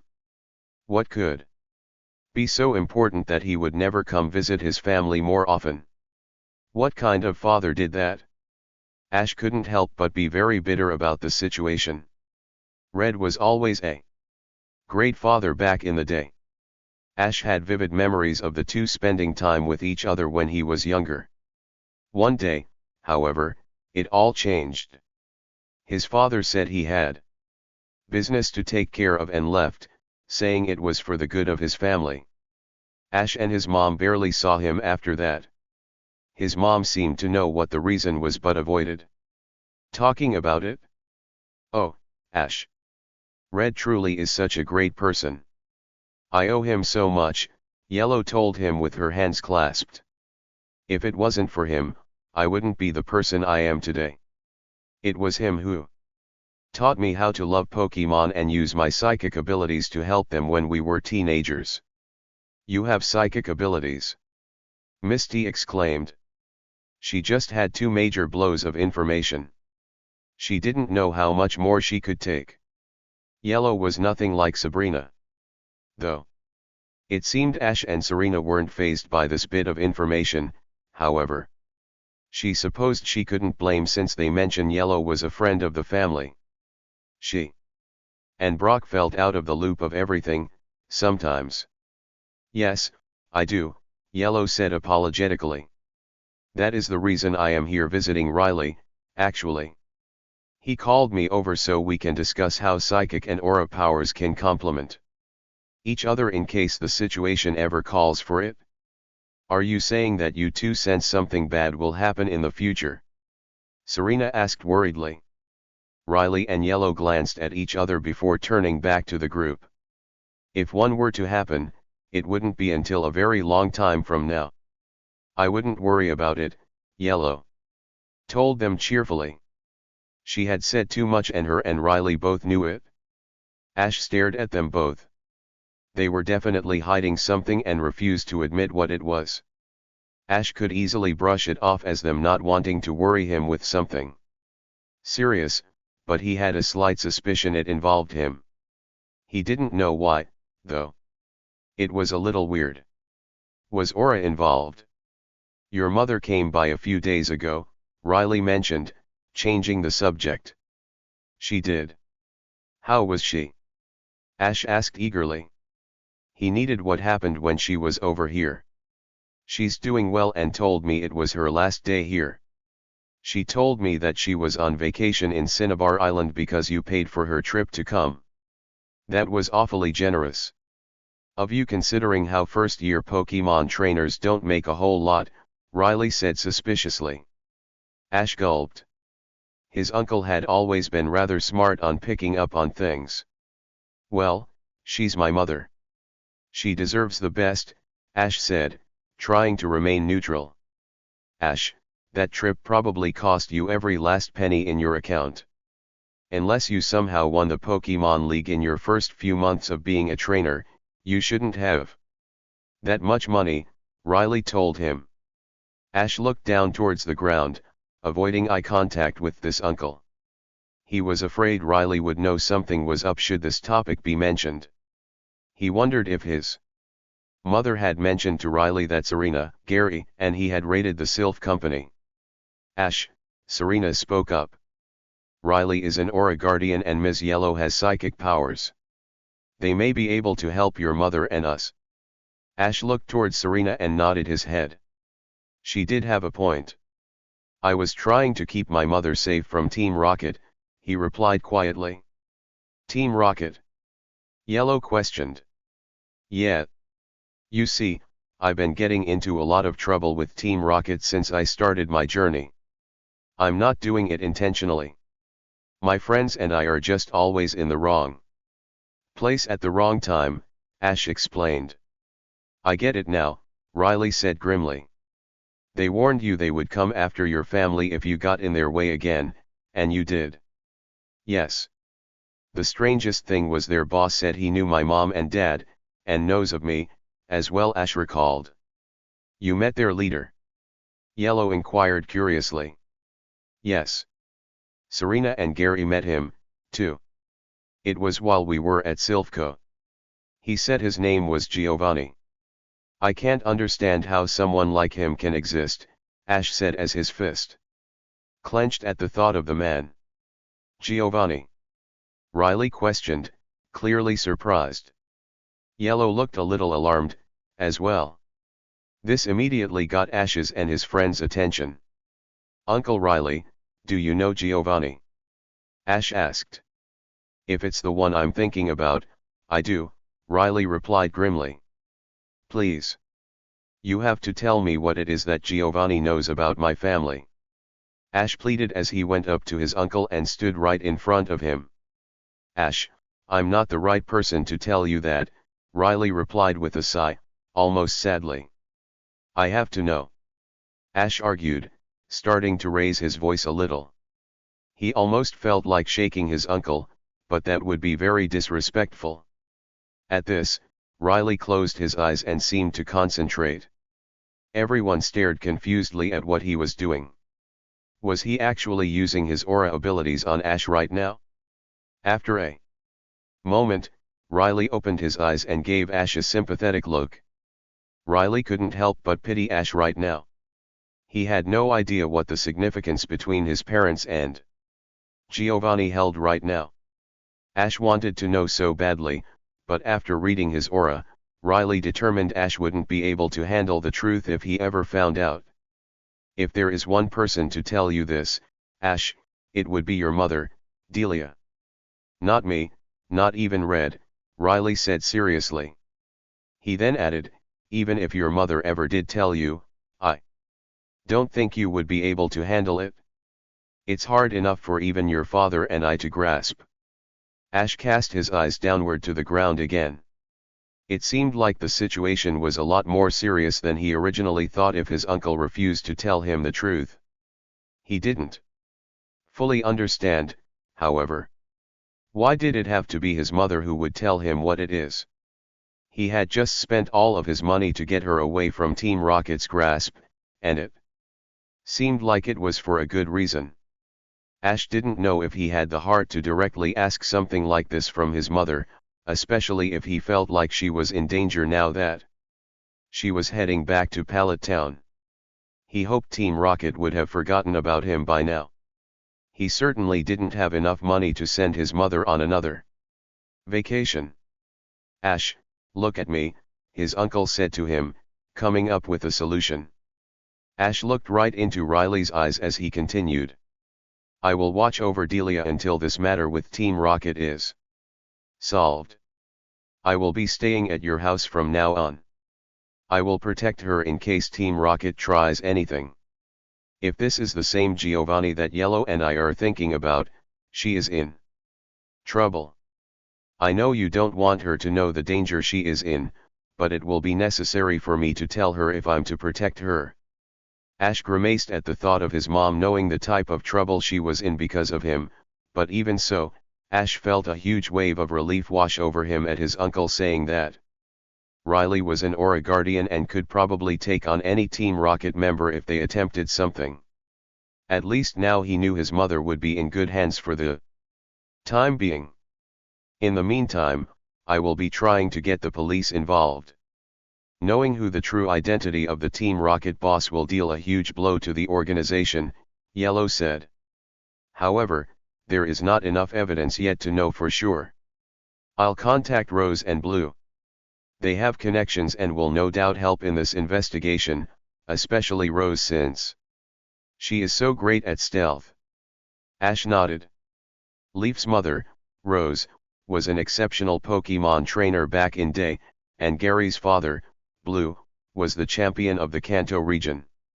Just knowing that they would be keeping watch over his mother made tears come to his eyes. The fact that Riley mentioned the possibility of Team Rocket falling made all previous bitter feelings about not knowing anything go away. They were replaced with a new sense of hope. "Thank you so much," he said. "There is no need for thanks, Ash. This is a serious matter, and the fact that we may know their leader's true identity will really help in taking Team Rocket down for good." "It's time to take action," Riley said. "I think we've all got a plan now, Ash." Brock smiled as he came up to rest his hand on Ash's shoulder. "Your mother will be just fine." Serena was also happy to hear the news about how Mrs. Ketchum would be taken care of. It was almost like Team Rocket wouldn't be able to touch her now. As she looked on with a happy expression, just out of the corner of her eye, she noticed Yellow was staring at her with a strange expression on her face. "Ms. Yellow?" Serena asked curiously, turning to face her and raising her eyebrow. "Oh, it's nothing. I'm sorry," Yellow smiled before averting her gaze. "I'd let you and your friends stay at my house while you're on Cinnabar Island, but I already have a guest, and there is no room in this small home for 4 people while I'm gone," Riley said apologetically. He then added, "I'll be heading to Pallet Town first thing tomorrow morning. That should be when your mother will be returning home. I'll call her and inform her of the situation." "Thanks for everything today, Uncle Riley," Ash said as he and his friends stepped out the door to Riley's house. "And don't worry about us finding a place to stay. A strange guy invited us to stay at his hotel during our visit, the Big Riddle Inn." HMM, the Big Riddle Inn," chuckled Riley. He then addressed Serena. "Your birthday is tomorrow, isn't it, Serena? Happy early birthday to you." "Thank you," Serena smiled. It was then she remembered her mission tomorrow. She was going to finally confess to Ash how she really felt about him. Nothing was going to stop her this time. She was going to do it no matter what. She stole a quick glance at Ash and turned away blushing. "Don't be a stranger," Yellow told them with a smile. "Next time you're in Viridian City, stop by my house for a visit. You guys are welcome anytime." "We will." "Thanks, Ms. Yellow," Ash replied. "It was nice to meet you too, as well," Riley said, addressing Misty and Brock, who gave a smile and nodded in response. "I'll see you back in Pallet Town, Uncle Riley," Ash said as they turned to leave before he heard his uncle call after him. "Don't worry, Ash. Your aura training will come soon. Enough. You will become a great aura guardian, just like your father and me." "I still can't believe Ash is an aura user," Misty muttered as she adjusted her crutches. Upon noticing her legs still hurt, Riley went up to her. "Pardon me, miss. Could you hold still for just a second?" He then knelt down and held his hands over her bandaged leg. Riley's hands glowed blue for a second as the group watched curiously, wondering what he was doing. When he was done, he stood up and smiled while Misty let out a gasp. "Wow! The pain in my leg is gone. How did you that?" she exclaimed. "Just a little trick an aura user can do," Riley smiled. "I transferred a tiny bit of my aura to you in order to heal your wound. It would only be harmful to me if I gave you a massive amount." "Thank you so much, sir," Misty said appreciatively. Ash smiled to himself. He couldn't wait to one day learn the ways of aura. He gave a nod to his uncle before continuing on. The group waved goodbye until Riley and Yellow were out of sight. Ash was still worried for his mother, but felt a lot better after speaking with his uncle. Riley even added the fact that he would get Rose and Blue involved.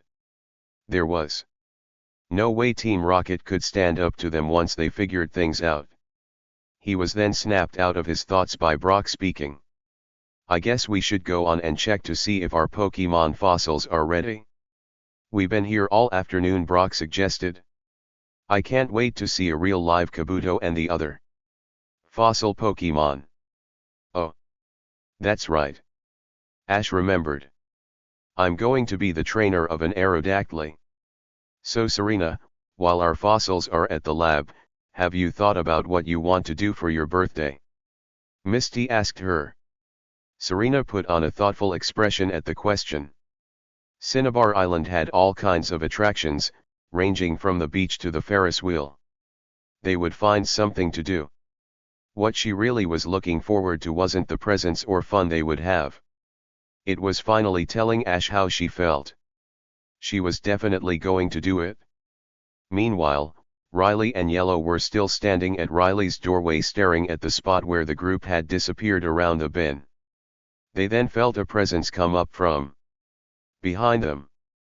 The presence was actually in Riley's house the whole time but didn't show itself to the group of preteens. It was overflowing with aura ability before Riley heard a voice inside of his head. Master, why didn't you mention anything to the girl? The voice asked. It wasn't time yet, Riley replied back in his head. Is it referring to Serena? Yellow asked. The feeling inside of her was so dormant. I almost missed it. She's just like you, Yellow, Riley smiled. I don't know how or when her abilities will awaken, but when they do, she and Ash will have an excellent combination. I will be happy to help you in training the young Ketchum boy in his aura training when the time is right, said the voice inside of Riley's head. Who will train Serena, then? Riley asked. Leave that one to me. Yellow replied with a grin. I expect great things from them, the voice stated. The presence behind Riley and Yellow faded away into the background again when the conversation was over.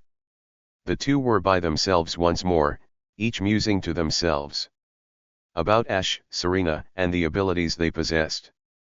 Aura and Psychic, respectively.